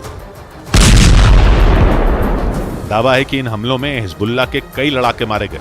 इजरायल की मिसाइलें एक रिहायशी इलाके के नजदीक गिरती दिखाई दी। यही नहीं, इजरायल के लड़ाकू विमानों ने भी दक्षिणी लेबनान में हिजबुल्लाह के अड्डों पर बमबारी की। इजरायल भले ही हिजबुल्लाह को सबक सिखाने में जुटा है, लेकिन ये बात उसे अच्छी तरह पता है कि हिजबुल्लाह और हमास की ताकत में जमीन आसमान का फर्क है, क्योंकि माना जाता है कि हिजबुल्लाह के पास किसी देश की सेना की तरह ही लड़ाकों की फौज है और उसके हथियारों के गोदाम में लाखों रॉकेट, बम और मिसाइलें होने का दावा किया जाता है। यही नहीं, एक दिन पहले ये खबर भी सामने आई कि उसे रूस ने अपनी एंटी टैंक मिसाइलें भेज दी हैं। यानी हिजबुल्लाह इतना मजबूत हो चुका है कि उससे भिड़ना आसान नहीं होगा, क्योंकि माना जाता है कि हिजबुल्लाह के साथ पहले से ही ईरान जैसा ताकतवर देश खड़ा है और अब तो उसे रूस से भी खतरनाक हथियार मिल चुका है, जिसने उसकी ताकत को कई गुना बढ़ा दिया। ऐसे में अगर इजराइल ने हिजबुल्लाह के साथ जंग को आगे बढ़ाया तो उसके लिए भी भारी मुसीबत खड़ी हो सकती है, क्योंकि हिजबुल्लाह से जंग छिड़ने के बाद ईरान भी खामोश नहीं बैठेगा। वो भी अपनी ताकत, सेना और घातक हथियारों के साथ उस जंग में कूद सकता है। इसी वजह से इजराइल के लिए हिजबुल्लाह ज्यादा खतरनाक माना जा रहा है। लेकिन इसके बावजूद इजराइल ने जंग की तैयारी तेज कर दी है। वो लगातार लेबनान की सीमा के नजदीक बसे इलाकों में अपने सैन्य अड्डों को मजबूत करने में जुटा है। इजराइल और लेबनान की सीमा पर बसे इसी तरह के एक इलाके में न्यूज़ 18 की टीम पहुंच गई। हालांकि वो इलाका बेहद खतरनाक बन चुका है, क्योंकि हिजबुल्लाह की तरफ से वहां लगातार हमले किए जा रहे हैं। उन हमलों से बचने के लिए इजराइल की सेना वहां बंकरों का इस्तेमाल कर रही है। इन बंकरों का इस्तेमाल आर्टिलरी के लिए किया जाता है, आईडीएफ के जवान करते हैं। यही नहीं, इजराइल ने हिजबुल्लाह के कई हमलों को नाकाम करने का भी दावा किया। बड़ी खबर है इजराइल पर परमाणु हमले की आशंका से जुड़ी। खबर है कि परमाणु हमले की आशंका को देखते हुए इजराइल की कैबिनेट जल्द ही परमाणु बंकर में जा सकती है। मतलब नेतन्याहू की सरकार के मंत्रियों की जान बचाने के लिए उन्हें बंकर में भेजा जा सकता है, क्योंकि इजराइल को इस बात का डर सताने लगा है कि उस पर परमाणु मिसाइल दागी जा सकती है। जिसका सीधा मतलब यह हुआ कि इजराइल पर परमाणु हमले का खतरा मंडराने लगा। यह आशंका काफी पहले से जताई जा रही थी कि अगर इजराइल और हमास के बीच जारी जंग खिंची तो इसमें परमाणु हथियारों के इस्तेमाल की नौबत भी आ सकती है। और माना जा रहा है कि इसी वजह से नेतन्याहू ने अपनी कैबिनेट को यरूशलेम में मौजूद अंडरग्राउंड बंकर में भेजने का मन बना लिया। ये वही बंकर हैं जिन्हें इजराइल की सेना ने बड़े से बड़े हमले के दौरान लोगों की जान बचाने के लिए बनाया था। और अब जब इजराइल पर परमाणु हमले का खतरा मंडरा रहा है तो यह माना जा रहा है कि नेतन्याहू जल्द ही इन्हीं बंकरों में पूरी की पूरी कैबिनेट को भेजने का फैसला ले सकते हैं। जानकारी के मुताबिक इन बंकरों को यरूशलेम में मौजूद पहाड़ियों के बीच बनाया गया है, जो इतने मजबूत हैं कि दुश्मन की तरफ से दागी गई परमाणु मिसाइल भी उनका कुछ नहीं बिगाड़ पाएगी। माना जा रहा है कि इसी वजह से नेतन्याहू अपने मंत्रियों को इन्हीं बंकरों में छुपाने की प्लानिंग में है, ताकि अगर उन पर परमाणु बम से हमले की कोशिश हो तब भी इजराइल ये ना हारे। क्योंकि अगर उनकी वॉर कैबिनेट पर हमला हुआ तो फिर इजराइल के लिए इस जंग से जुड़े फैसले लेना मुश्किल हो जाएगा और नेतन्याहू किसी भी कीमत पर अपनी वॉर कैबिनेट से समझौता नहीं करना चाहते। इसीलिए इस बात की चर्चा तेज हो गई कि वो जल्द ही अपने मंत्रियों को यरूशलेम में बनाए खुफिया बंकरों में भेज सकते हैं, जिसका सीधा मतलब यह हुआ कि इजराइल पर संकट के बादल मंडराने लगे हैं। दावा है कि इजराइल को किसी भी वक्त परमाणु हमले का शिकार होने का खतरा सताने लगा। इजराइल को डर है कि हमास की मदद कर रहे कुछ देश उसे निशाने पर ले सकते हैं और उसे बर्बाद करने के इरादे से उस पर परमाणु मिसाइल तक दाग सकते हैं। क्योंकि इजराइल और हमास के बीच जारी जंग को 1.25 महीने से ज्यादा का वक्त हो चुका है और जंग की यह आग ठंडी होने के बजाय लगातार बढ़ती जा रही है। इजराइल का आरोप है कि इसमें ईरान समेत कई मुस्लिम देश घी डाल रहे हैं और इजराइल का मानना है कि अगर हालात ऐसे रहे तो परमाणु बम की नौबत आ सकती है, जिसका अंदेशा वो पहले भी जता चुका है। इजराइल के रक्षा मंत्री तो ये ऐलान भी कर चुके हैं कि अगर हमास के हाथों में परमाणु हथियार पहुंचे तो फिर इजराइल उसका जवाब परमाणु मिसाइल से ही देगा।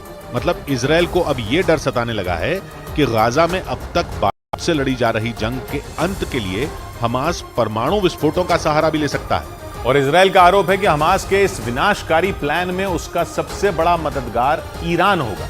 मतलब इजराइल का मानना है कि हमास के लड़ाकों तक परमाणु हथियार पहुंचाने का काम ईरान कर रहा है। हालांकि ईरान ने अब तक ये ऐलान नहीं किया है कि उसके पास परमाणु हथियार हैं या नहीं, लेकिन कुछ महीने पहले उसने ये जरूर कहा था कि वो परमाणु हथियार बनाने के बहुत करीब पहुंच चुका है। जिसके बाद यह आशंका जताई जाने लगी थी कि ईरान का सबसे पहला निशाना कोई और नहीं बल्कि उसका कट्टर दुश्मन इजराइल ही होगा।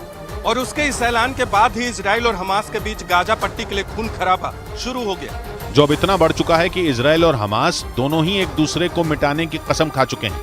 वहीं दूसरी तरफ ईरान के supreme leader ayatollah Ali Khamenei ने तो पहले ही इजराइल को अपना दुश्मन नंबर 1 बता दिया था और खुलेआम ये कह दिया था कि अगर इजराइल को तबाह करने के लिए परमाणु मिसाइल दागनी पड़ी तो भी वो पीछे नहीं हटने वाले। इसी वजह से इजराइल को ये आशंका सताने लगी कि ईरान हमास के कंधे पर परमाणु मिसाइल रखकर उसे निशाना बना सकता है। और आशंका तो यह भी जताई जा रही है कि इस प्लान में सिर्फ ईरान नहीं बल्कि रूस भी हमास के साथ खड़ा है। ऐसा इसलिए क्योंकि ईरान ने अब तक परमाणु हथियार बनाने का ऐलान नहीं किया है, लेकिन अमेरिका समेत दुनिया के कई देशों को यह लगता है कि ईरान ने चोरी छिपे परमाणु हथियार बनाने में कामयाबी हासिल कर ली है और अमेरिका का मानना है कि इसमें उसकी मदद करने वाला कोई और नहीं बल्कि उसका पुराना दुश्मन रूस है। माना जा रहा है कि रूस ने ऐसा करके यूक्रेन जंग में भेजे गए ईरान के ड्रोन का कर्जा उतारा, क्योंकि ईरान से मिले शाहिद 136 ड्रोन ने यूक्रेन के खिलाफ जंग में रूस की काफी मदद की। और अमेरिका का आरोप है कि इसके बदले में रूस परमाणु बम बनाने में ईरान की मदद कर रहा है, जिससे इजराइल पर खतरा मंडराने लगा। ऐसा इसलिए क्योंकि ईरान और इजराइल एक दूसरे के खून के प्यासे माने जाते हैं और इजराइल पहले भी ये आशंका जता चुका है कि अगर ईरान ने परमाणु मिसाइल बना ली तो वो इजराइल पर हमला जरूर करेगा। और इजराइल का दावा है कि ईरान के इस प्लान में उसका मोहरा हमास बनेगा। इजराइल ये आरोप लगा रहा है कि ईरान हमास के लड़ाकों को परमाणु हथियार से लैस करने वाला है ताकि वो इजराइल पर भीषण हमले कर सकें। और अगर ऐसा हुआ तो हमास का पहला निशाना होगी इजराइल की वॉर कैबिनेट, जिसे नेतन्याहू ने जंग से जुड़े फैसले लेने के लिए ही बनाया है। इजराइल की मीडिया के मुताबिक नेतन्याहू की ये वॉर कैबिनेट यरूशलेम में मौजूद इजराइल की संसद से नहीं बल्कि तेल अवीव में मौजूद उसके रक्षा मंत्रालय के मुख्यालय से काम कर रही है। और जानकारी के मुताबिक इसी कैबिनेट से जुड़े लोग जंग का हर एक फैसला ले रहे हैं, जिनमें इजराइल के प्रधानमंत्री बेनिमिन नेतन्याहू, वहां के कई मंत्री और सेना के अधिकारी भी शामिल हैं। मतलब इस वक्त इजराइल का रक्षा मंत्रालय इस जंग का हॉटस्पॉट बना हुआ है और ये बात हमास के लड़ाके भी जानते हैं। माना जा रहा है कि इसी वजह से नेतन्याहू ने इस कैबिनेट को यरूशलेम के बंकर में भेजने का फैसला किया है, ताकि अगर हमास उनके रक्षा मंत्रालय को टारगेट करे तब भी वॉर कैबिनेट को कोई नुकसान न पहुंचे।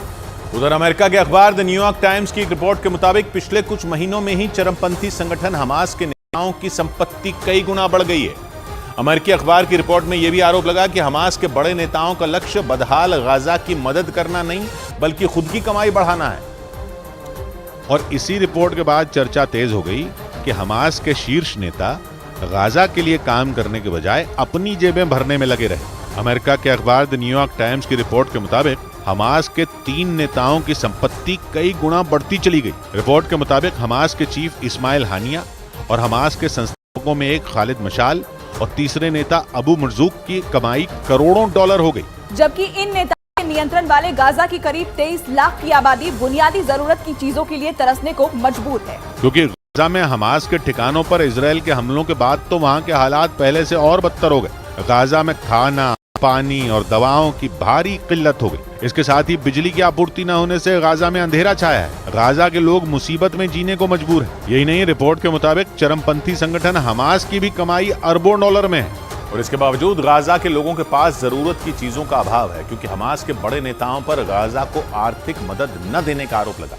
अमेरिका के अखबार द न्यूयॉर्क टाइम्स की रिपोर्ट के मुताबिक हमास के 3 नेताओं के पास करीब 90,000 करोड़ रुपए की संपत्ति है, जबकि चरमपंथी संगठन हमास की हर साल की कमाई 8,000 करोड़ रुपए से ज्यादा है। अमेरिका के अखबार द न्यूयॉर्क टाइम्स की रिपोर्ट के मुताबिक हमास के 3 नेताओं इस्माइल हानिया, खालिद मशाल और अबू मरजूक के पास 11 अरब डॉलर यानी भारतीय रुपयों में करीब 90,000 करोड़ रुपए से ज्यादा की संपत्ति है। द न्यूयॉर्क टाइम्स की रिपोर्ट के मुताबिक हमास चीफ इस्माइल हानिया 33,000 करोड़ के मालिक हैं।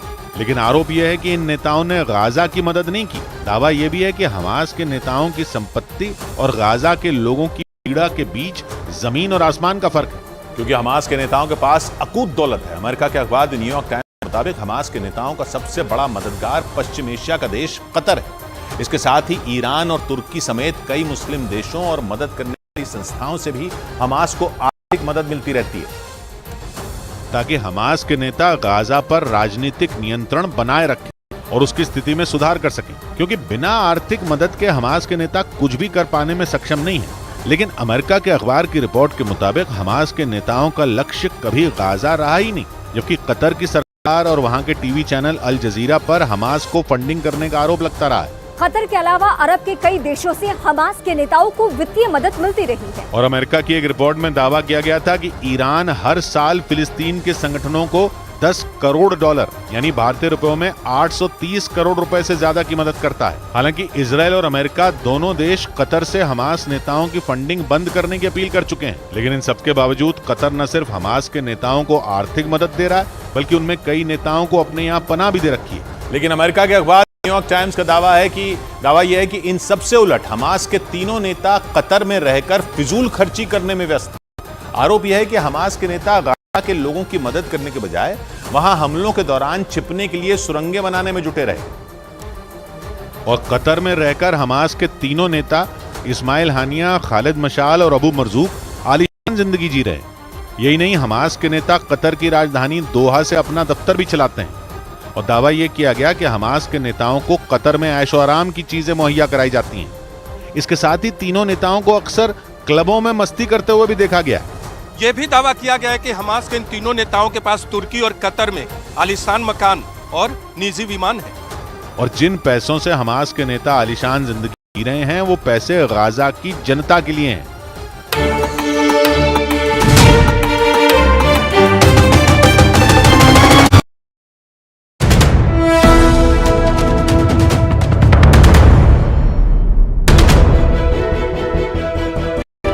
मैंने कहा रुको भाई, माँ बेटे को सुबह की चाय तो पी लेने दो, है ना?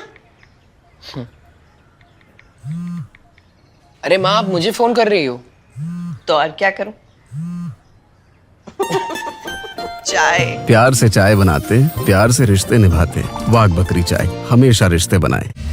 ये नया इंडिया, नए नजरिए का इंडिया, जहां लोगों का नंबर 1 भरोसा बनता है वो जो उनके मुद्दे, उनकी आवाज निडर होकर उठाता है। लोगों की नंबर 1 पसंद बनता है वो जो रफ्तार नहीं, जिम्मेदारी पर भी विश्वास रखता है। देश का नंबर 1 न्यूज चैनल बनता है वो जो देश हित और जनहित दोनों को सर्वोपरि समझता है। न्यूज़ 18 इंडिया, नए इंडिया का नया नंबर 1 न्यूज चैनल। क्या खुशबू आ रही है। ऑफिस के बाहर तुम्हारी वाली चाय 200 रुपए में बिकेगी, पता है? मैं ये वाली चाय सबके लिए नहीं बनाती। प्यार से चाय बनाते, प्यार से रिश्ते निभाते। वाघ बकरी चाय हमेशा रिश्ते बनाए।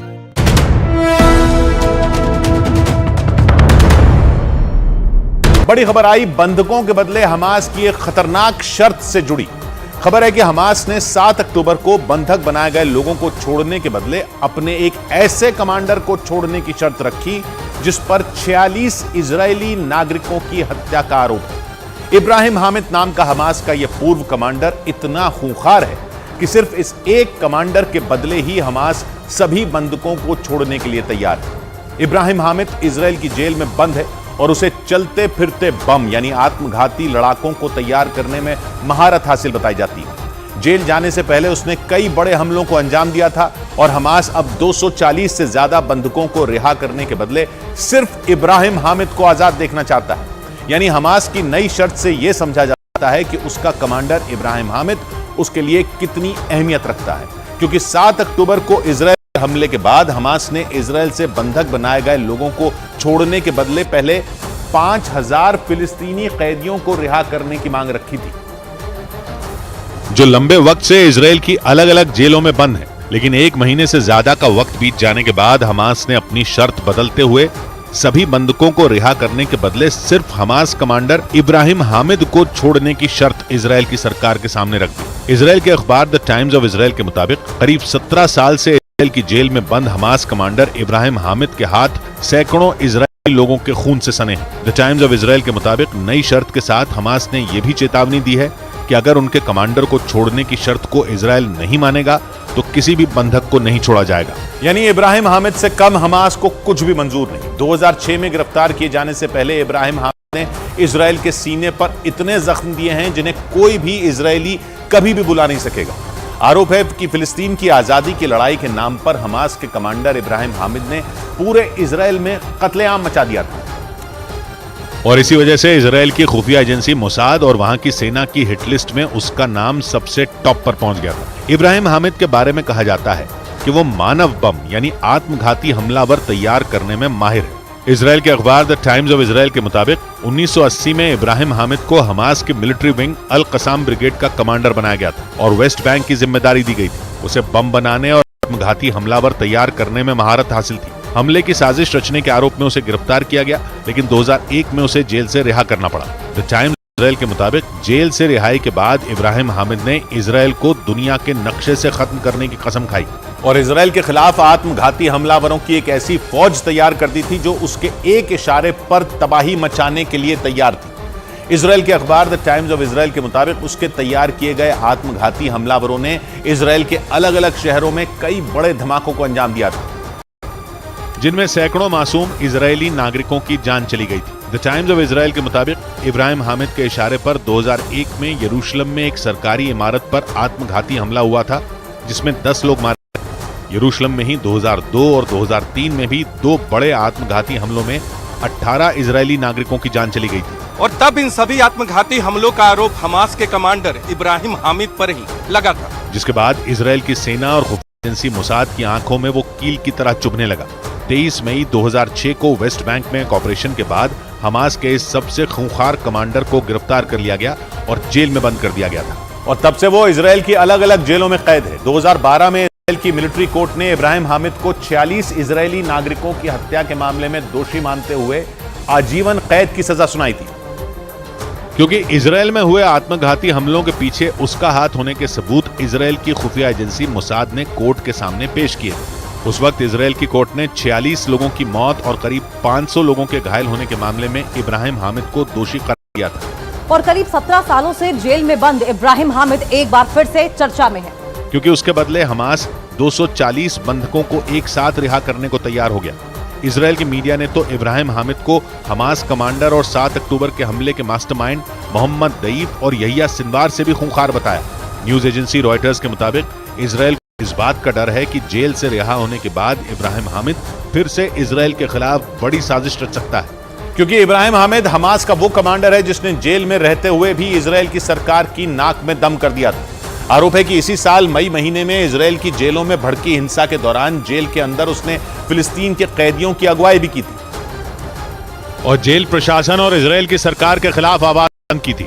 इजराइल की जेल में ज्यादती का आरोप लगाते हुए फिलिस्तीन के नेता खादर अदनान ने 87 दिनों की भूख हड़ताल के बाद जेल में ही दम तोड़ दिया था, जिसके बाद इजराइल की जेलों में बंद हजारों फिलिस्तीनी कैदियों ने हंगामा कर दिया कि कई जेलों में हिंसक झड़पें हुई थी। उस वक्त भी गाजा से इजराइल की तरफ रॉकेट दागे गए थे। हमास कमांडर इब्राहिम हामिद पर जेल के अंदर फिलिस्तीन के कैदियों को भड़काने का आरोप लगा था, जबकि इब्राहिम हामिद और फिलिस्तीन की सरकार ने आरोप लगाया था कि इजराइल की खुफिया एजेंसी मोसाद के इशारे पर खादर अदनान की जेल में हत्या कर दी गई थी। और इसीलिए इजराइल हमास की शरका के सैन फ्रांसिस्को में एशिया और प्रशांत महासागर के क्षेत्र में व्यापार से जुड़ी एपेक समिट होने वाली है, जिसमें शामिल होने के लिए शी जिनपिंग अमेरिका पहुंचेंगे और बाइडेन के राष्ट्रपति बनने के बाद दोनों नेताओं की दूसरी बार मुलाकात होगी।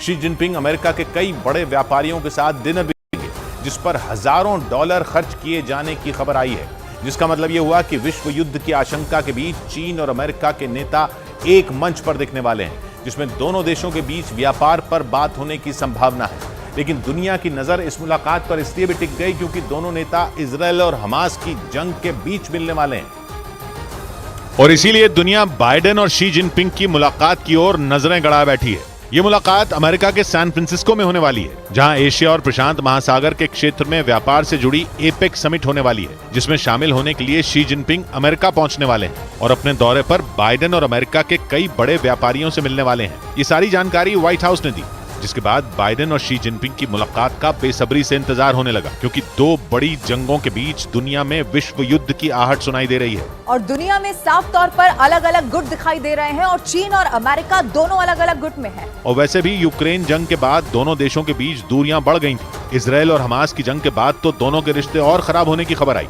क्योंकि चीन इजराइल के खिलाफ खड़ा हो गया। उसने इजराइल से अपने नागरिकों को भी वापस बुला लिया। यही नहीं, उसने ईरान का साथ देना भी शुरू कर दिया और ईरान इजराइल और हमास की जंग में हमास का साथ दे रहा है, जिसका मतलब यह हुआ कि चीन ने उन देशों से दोस्ती की जो अमेरिका के दुश्मन है और ईरान तो अमेरिका का कट्टर दुश्मन है। लेकिन चीन ने ईरान को अपनी विस्तारवादी नीति का हिस्सा बनाया और ईरान के रास्ते पश्चिम एशिया के मुस्लिम देशों में पकड़ बनानी शुरू कर दी। और हमास और इजराइल की जंग ने तो उसका ये काम बहुत आसान कर दिया, क्योंकि पश्चिम एशिया के ज्यादातर मुस्लिम देश इस जंग में इजराइल और अमेरिका के खिलाफ खड़े हो गए और धीरे धीरे गाजा की जंग की आग दुनिया में फैलने का खतरा मंडराने लगा। यही नहीं, आशंका जताई गई कि यूक्रेन जंग के बाद हुई ये दूसरी बड़ी जंग विश्व युद्ध की वजह बन सकती है, जिसमें चीन और अमेरिका आमने सामने खड़े हो सकते हैं। लेकिन इसी खतरे के बीच बाइडेन और शी जिनपिंग की मुलाकात की खबर आ गई। माना जा रहा है कि इस मुलाकात में दोनों देशों के बीच व्यापार और पश्चिम एशिया के माहौल पर बात हो सकती है, जिससे बात बन भी सकती है, बिगड़ भी सकती है। ये डर अमेरिका के ही एक बड़े अधिकारी ने जताया और शी जिनपिंग और जो बाइडेन की मुलाकात से पहले ही दुनिया को सावधान कर दिया,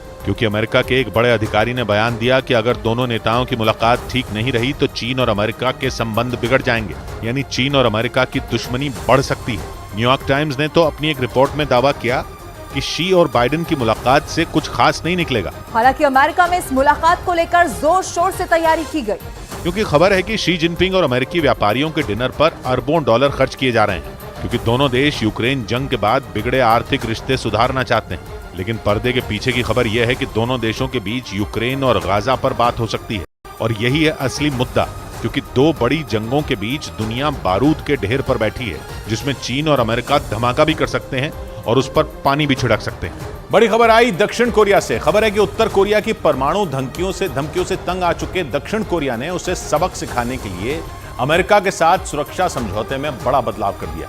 किम जोंग उन दक्षिण कोरिया को लगातार परमाणु हथियारों से डराने की कोशिश कर रहे हैं, लेकिन अब दक्षिण कोरिया का सब्र भी जवाब दे गया और उसने अमेरिका के साथ सुरक्षा समझौते में बदलाव करने का फैसला किया। खबर के मुताबिक सुरक्षा समझौते में बदलाव के बाद अब अमेरिका उत्तर कोरिया को सीधे अपने निशाने पर ले सकेगा, क्योंकि सुरक्षा समझौते में बदलाव के बाद अमेरिका अपने परमाणु हथियारों की ताकत भी दिखा सकेगा। न्यूज एजेंसी रॉयटर्स के मुताबिक अगर उत्तर कोरिया ने दक्षिण कोरिया पर परमाणु हथियारों का इस्तेमाल किया तो सुरक्षा समझौते में बदलाव के बाद अमेरिका उसकी सुरक्षा के लिए कोई भी कदम उठा सकेगा।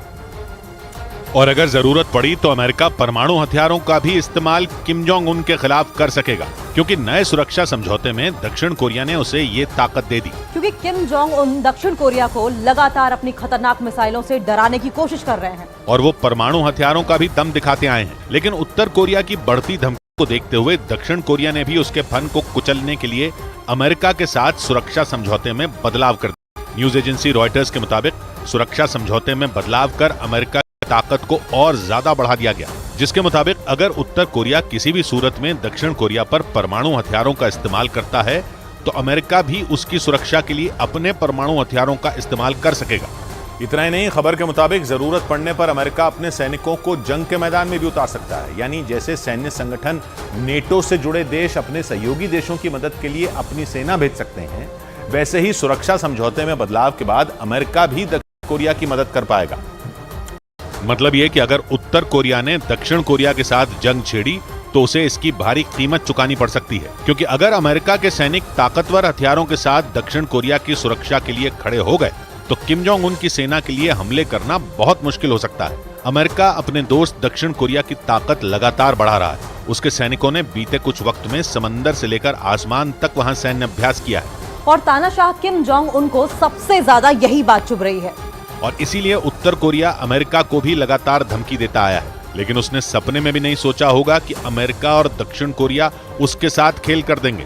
खबर के मुताबिक सुरक्षा समझौते में बदलाव के बाद अमेरिका के सैनिक दक्षिण कोरिया की सुरक्षा के लिए हथियार भी उठा सकेंगे। लेकिन ये उत्तर कोरिया के लिए इसलिए सबसे बड़ा झटका साबित हो सकता है क्योंकि अमेरिका ने पहले ही अपने खतरनाक हथियार दक्षिण कोरिया में तैनात कर रखे हैं। बमों की बारिश करने वाला B-52 बॉमर भी दक्षिण कोरिया की सुरक्षा के लिए वहां मौजूद है। और तो और अमेरिका ने परमाणु ताकत वाली बैलिस्टिक मिसाइलें भी दक्षिण कोरिया में तैनात कर रखी हैं। और अब ऐसी खबर भी सामने आ रही है कि उत्तर कोरिया के करीब अमेरिका ने अपनी खतरनाक परमाणु हथियारों से लैस एक पनडुब्बी भी तैनात कर दी, जो इतनी ज्यादा विध्वंसक है कि समंदर में कुछ ही देर में दुश्मन का नामो निशान मिटा सकती है। मतलब जैसे ही दक्षिण कोरिया के साथ सुरक्षा समझौते में बदलाव हुआ, अमेरिका ने भी उत्तर कोरिया को अपनी परमाणु ताकत दिखा दी। यानी सुरक्षा समझौते में हुआ बदलाव किम जोंग उन के लिए बड़ी मुश्किल खड़ी कर सकता है। लेकिन कहा जा रहा है कि अमेरिका उत्तर कोरिया को सबक इसलिए भी सिखाना चाहता है क्योंकि किम जोंग उन लगातार उसे हल्के में लेकर धमकियां दे रहे हैं। और 2 दिन पहले तो उनकी बहन ने भी अमेरिका के जासूसी विमानों को मार गिराने की धमकी दी थी। और माना जा रहा है कि इसीलिए अमेरिका ने भी उत्तर कोरिया को सबक सिखाने की ठान ली। खबर के मुताबिक 40 साल पहली बार परमाणु हथियारों से लैस अमेरिका की वो पनडुब्बी दक्षिण कोरिया पहुंची। अमेरिका ने पहले ही अपने लड़ाकू विमान और दूसरे हथियार दक्षिण कोरिया भेज रखे हैं, लेकिन अब उसने समंदर में भी दक्षिण कोरिया की ताकत बढ़ा दी। अमेरिका की तरफ से ये कदम तब उठाया गया जब उत्तर कोरिया ने उसकी सीमा के करीब तैनात अमेरिका के जासूसी विमानों को मार गिराने की धमकी दी। किम जोंग की बहन ने 2 दिन पहले ही अमेरिका के विमानों को निशाना बनाने की बात कही थी, लेकिन इसके बावजूद अमेरिका ने अपनी परमाणु पनडुब्बी को उत्तर कोरिया की सीमा के करीब तैनात कर ये दिखा दिया कि वो किसी की धमकियों से डरने वाला नहीं।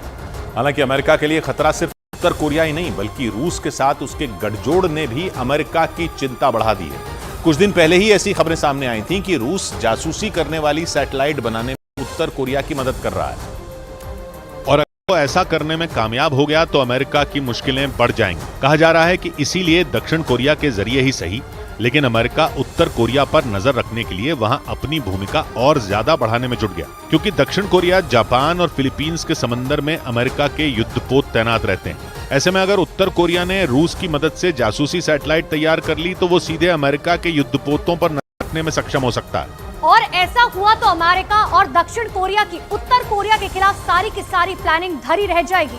मतलब ये कि रूस और उत्तर कोरिया की दोस्ती जितनी ज्यादा गहरी होगी, अमेरिका के लिए मुश्किलें उतनी ही ज्यादा बढ़ेंगी। और इसीलिए दक्षिण कोरिया के साथ सुरक्षा समझौते में बदलाव के बाद अमेरिका ने भी अपने दुश्मनों को घेरने की तैयारी तेज कर दी, क्योंकि रूस और उत्तर कोरिया के बीच बीते कुछ वक्त में रिश्ते काफी गहरे, जिसकी वजह से कई देशों पर खतरा बढ़ सकता है, क्योंकि उत्तर कोरिया के पास कई खतरनाक मिसाइलें हैं। और अब जब रूस भी उसके साथ मजबूती से खड़ा हो गया तो अमेरिका के लिए खतरे की घंटी, क्योंकि रूस और अमेरिका कट्टर दुश्मन है और उत्तर कोरिया भी अमेरिका को फूटी आंख नहीं सुहाता। रूस ने बीते वक्त में अमेरिका को भी घेरने की कोशिश की है। इसीलिए दोनों के बीच तनाव चरम पर है। ऐसे में अगर रूस की मदद से उत्तर कोरिया ने जासूसी सैटेलाइट तैयार कर ली तो वो जापान, फिलीपींस और ताइवान की भी निगरानी में सक्षम हो सकता है। और दक्षिण कोरिया, जापान और अमेरिका के सैन्य ठिकानों में होने वाली एक एक हलचल की पल पल की जानकारी किम जोंग उन को सीधे मिल सकती है, क्योंकि जासूसी करने वाली सैटेलाइट पृथ्वी की कक्षा में रहते हुए उसके चक्कर लगाती है और दुश्मन देश के हर अहम ठिकाने की तस्वीर खींचकर अपने देश को भेजती है। लेकिन अमेरिका की मुश्किलें सिर्फ रूस ही नहीं बढ़ा रहा है, बल्कि चीन ने भी उसे घाव देने का काम किया है। अमेरिका ने आरोप लगाया कि रूस और चीन मिलकर उत्तर कोरिया की सैन्य ताकत बढ़ाने में की मदद कर रहे हैं। मतलब ये कि रूस और चीन की कोशिश अमेरिका पर दबाव बनाने के लिए उत्तर कोरिया के हाथ मजबूत करने की, जिसकी वजह से किम जोंग उन की सेना घातक हथियारों से लैस हो रही है। अमेरिका के रक्षा मंत्री लॉयड ऑस्टिन ने आरोप लगाया कि रूस और चीन दोनों ही संयुक्त राष्ट्र के प्रतिबंधों को दरकिनार कर उत्तर कोरिया से अपनी दोस्ती निभाने में जुटे हैं और उसे खतरनाक हथियार बनाने में मदद कर रहे हैं। लेकिन लॉयड ऑस्टिन ने भी साफ कह दिया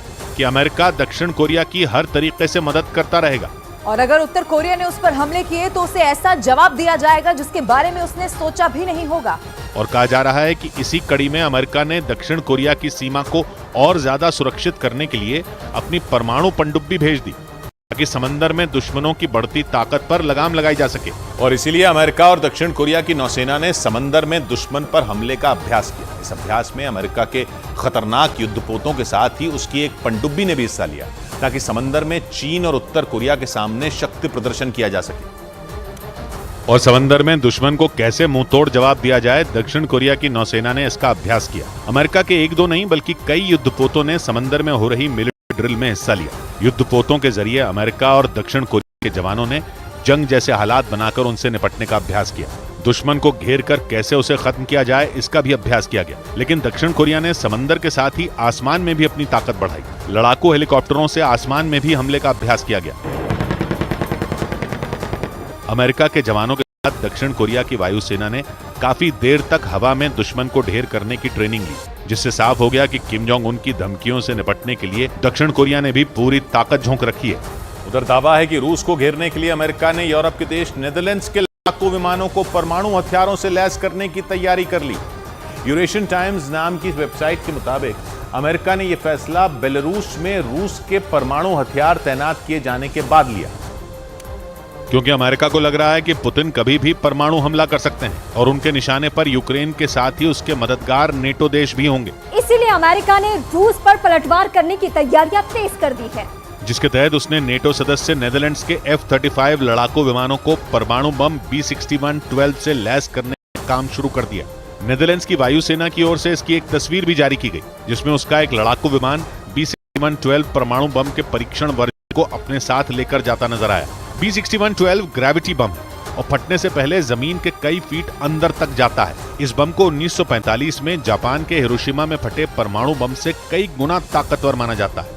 और यूरेशियन टाइम्स के मुताबिक नेदरलैंड्स की वायुसेना जल्द ही इस बम का इस्तेमाल करने में सक्षम होगी। और इसमें अमेरिका पूरे जोर शोर के साथ नेदरलैंड्स की मदद करने में जुटा है, क्योंकि पुतिन ने कुछ महीने पहले ही अपने साथी देश बेलारूस में परमाणु हथियार तैनात करके यूरोप के देशों में खौफ बढ़ा दिया।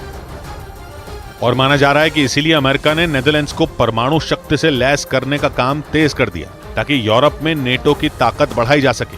हालांकि यूरोप में नेटो के सदस्य ब्रिटेन और फ्रांस के पास पहले ही परमाणु हथियार हैं, जबकि जर्मनी, बेल्जियम और इटली जैसे देशों को नेटो के न्यूक्लियर शेयरिंग प्रोग्राम के तहत B-61 परमाणु बम दिए गए हैं। इसी कड़ी में अमेरिका ने नेदरलैंड्स को भी परमाणु बम देने की तैयारी तेज कर दी, क्योंकि जून महीने में पुतिन ने अपने पड़ोसी बेलारूस की धरती पर परमाणु हथियार तैनात कर दिए थे, जिसे यूक्रेन की मदद करने वाले यूरोप के देशों के खतरा माना गया। दावा किया गया कि इसीलिए अमेरिका ने रूस को घेरने की तैयारी तेज कर दी ताकि रूस या बेलारूस से परमाणु हमला होने पर मुंहतोड़ जवाब दिया जा सके। हालांकि अमेरिका ही नहीं, खबर है कि उसके दोस्त इजराइल ने भी रूस की नाक में दम करने का प्लान तैयार कर लिया। बीते कुछ हफ्तों में इजराइल और हमास की जंग में भी रूस की दिलचस्पी दिखाई दी और रूस इस जंग में ईरान के साथ होने के संकेत दे चुका है, क्योंकि इजराइल के मीडिया ने कुछ दिन पहले ही दावा किया था कि रूस ने लेबनान के चरमपंथी संगठन हिजबुल्लाह को एंटी शिप मिसाइलें दी, जिसके बाद से ही रूस पर इजराइल का गुस्सा भड़का हुआ है।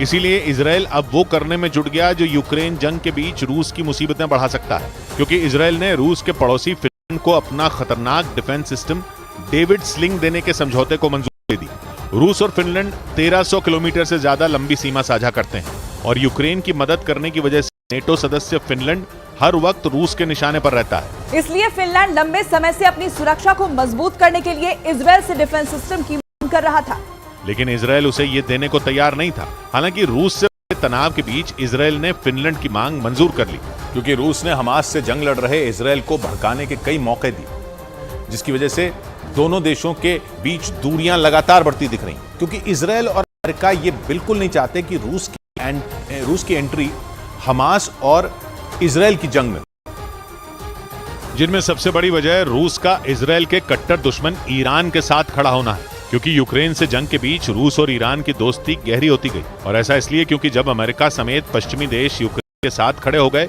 तो दावा किया कि ईरान ने रूस की मदद के लिए अपने हथियारों के गोदाम खोल दिए, जिसकी वजह से रूस और ईरान की दोस्ती पक्की हो गई। यही वजह रही कि जब ईरान के समर्थन वाले चरमपंथी संगठन हमास ने इजराइल पर खौफनाक हमला बोला तो रूस हमास का नाम लेने से भी बचता दिखा, और तो और रूस पर इजराइल के दुश्मनों को हथियारों की मदद देने के भी आरोप लगे, जिससे इजराइल का गुस्सा 7वें आसमान पर पहुंच गया और अमेरिका के साथ वो भी रूस की घेरेबंदी में जुट गया। इसके पीछे की एक वजह पुतिन को पश्चिम एशिया से दूर रखना भी हो सकता है, क्योंकि इजराइल और अमेरिका ये बात अच्छे तरीके से जानते हैं कि हमास की लड़ाई में रूस का दखल सिर्फ और सिर्फ इजराइल की परेशानी बढ़ाएगा। बड़ी खबर पाकिस्तान और तालिबान के बीच जारी तनाव से जुड़ी। पाकिस्तान ने पहली बार खुलकर यह आरोप लगाया कि उसे दहलाने वाले आतंकी संगठन टीटीपी यानी तहरीक तालिबान पाकिस्तान के कंधे पर तालिबान का ही हाथ है। इससे पहले पाकिस्तान दबी जबान में अपने ऊपर हुए हमलों के लिए तालिबान को दोषी ठहरा रहा था, लेकिन पहली बार पाकिस्तान सरकार के किसी बड़े अधिकारी ने तालिबान को सीधे सीधे निशाने पर ले लिया। तालिबान के मसले के निपटारे के लिए पाकिस्तान के विशेष दूत बनाए गए आसिफ दुर्रानी ने टीटीपी के हमलों के पीछे तालिबान के शामिल होने का आरोप लगा दिया। उन्होंने ये तक कह दिया कि अफगानिस्तान की सत्ता संभाल रहे तालिबान और पाकिस्तान में आतंकी हमले कर रहे टीटीपी के आतंकी एक ही सिक्के के दो पहलू हैं। तालिबान पर इतना बड़ा हमला पाकिस्तान की तरफ से इससे पहले कभी नहीं हुआ था। इससे पहले पाकिस्तान सिर्फ तालिबान से टीटीपी को काबू में करने के लिए मदद मांगता रहा है, लेकिन इस बार का उसका यह हमला दोनों के बीच तनाव को बढ़ाने वाला और तालिबान को उकसाने वाला है। मतलब अब तक टीटीपी पर हमलावर रहे पाकिस्तान ने अब सीधे सीधे तालिबान पर चढ़ाई का मन बना लिया।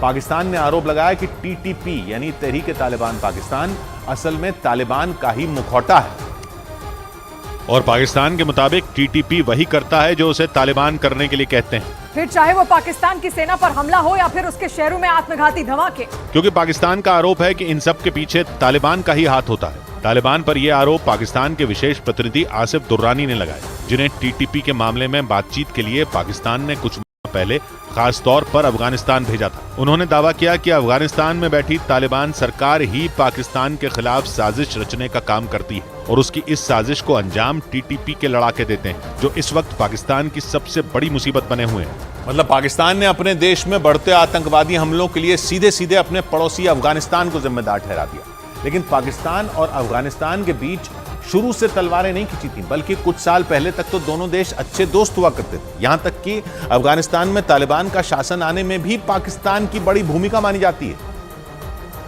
और तो और जब 2021 में तालिबान सत्ता में आए तो पाकिस्तान ने जोर शोर से उनका स्वागत करने के साथ ही साथ मिलकर काम करने की कस्में तक खाई थी। लेकिन पिछले 2 साल में इन दोनों देशों के बीच दूरियां बढ़ गई, जिसकी सबसे बड़ी वजह टीटीपी माना जा रहा है। पाकिस्तान का आरोप है कि टीटीपी वो आतंकी संगठन है जो तालिबान के इशारे पर पाकिस्तान को दहलाता है, जबकि तालिबान पाकिस्तान के इन आरोपों को कई बार पहले ही नकार चुके हैं। तालिबान ने पाकिस्तान के आरोपों का जवाब देते हुए ये तक कह दिया था कि वो अपनी और टीटीपी की अंदरूनी लड़ाई का ठीकरा उनके सिर पर फोड़ना चाहता है। साथ ही तालिबान ने ये चेतावनी भी दी थी कि अगर पाकिस्तान ने इस तरह से उसे निशाने पर लेना बंद नहीं किया तो उसे इसकी कीमत चुकानी पड़ सकती है। और माना जा रहा है कि तालिबान की इसी धमकी के बाद पाकिस्तान ने पहली बार खुलकर उसे निशाने पर लेने की कोशिश की।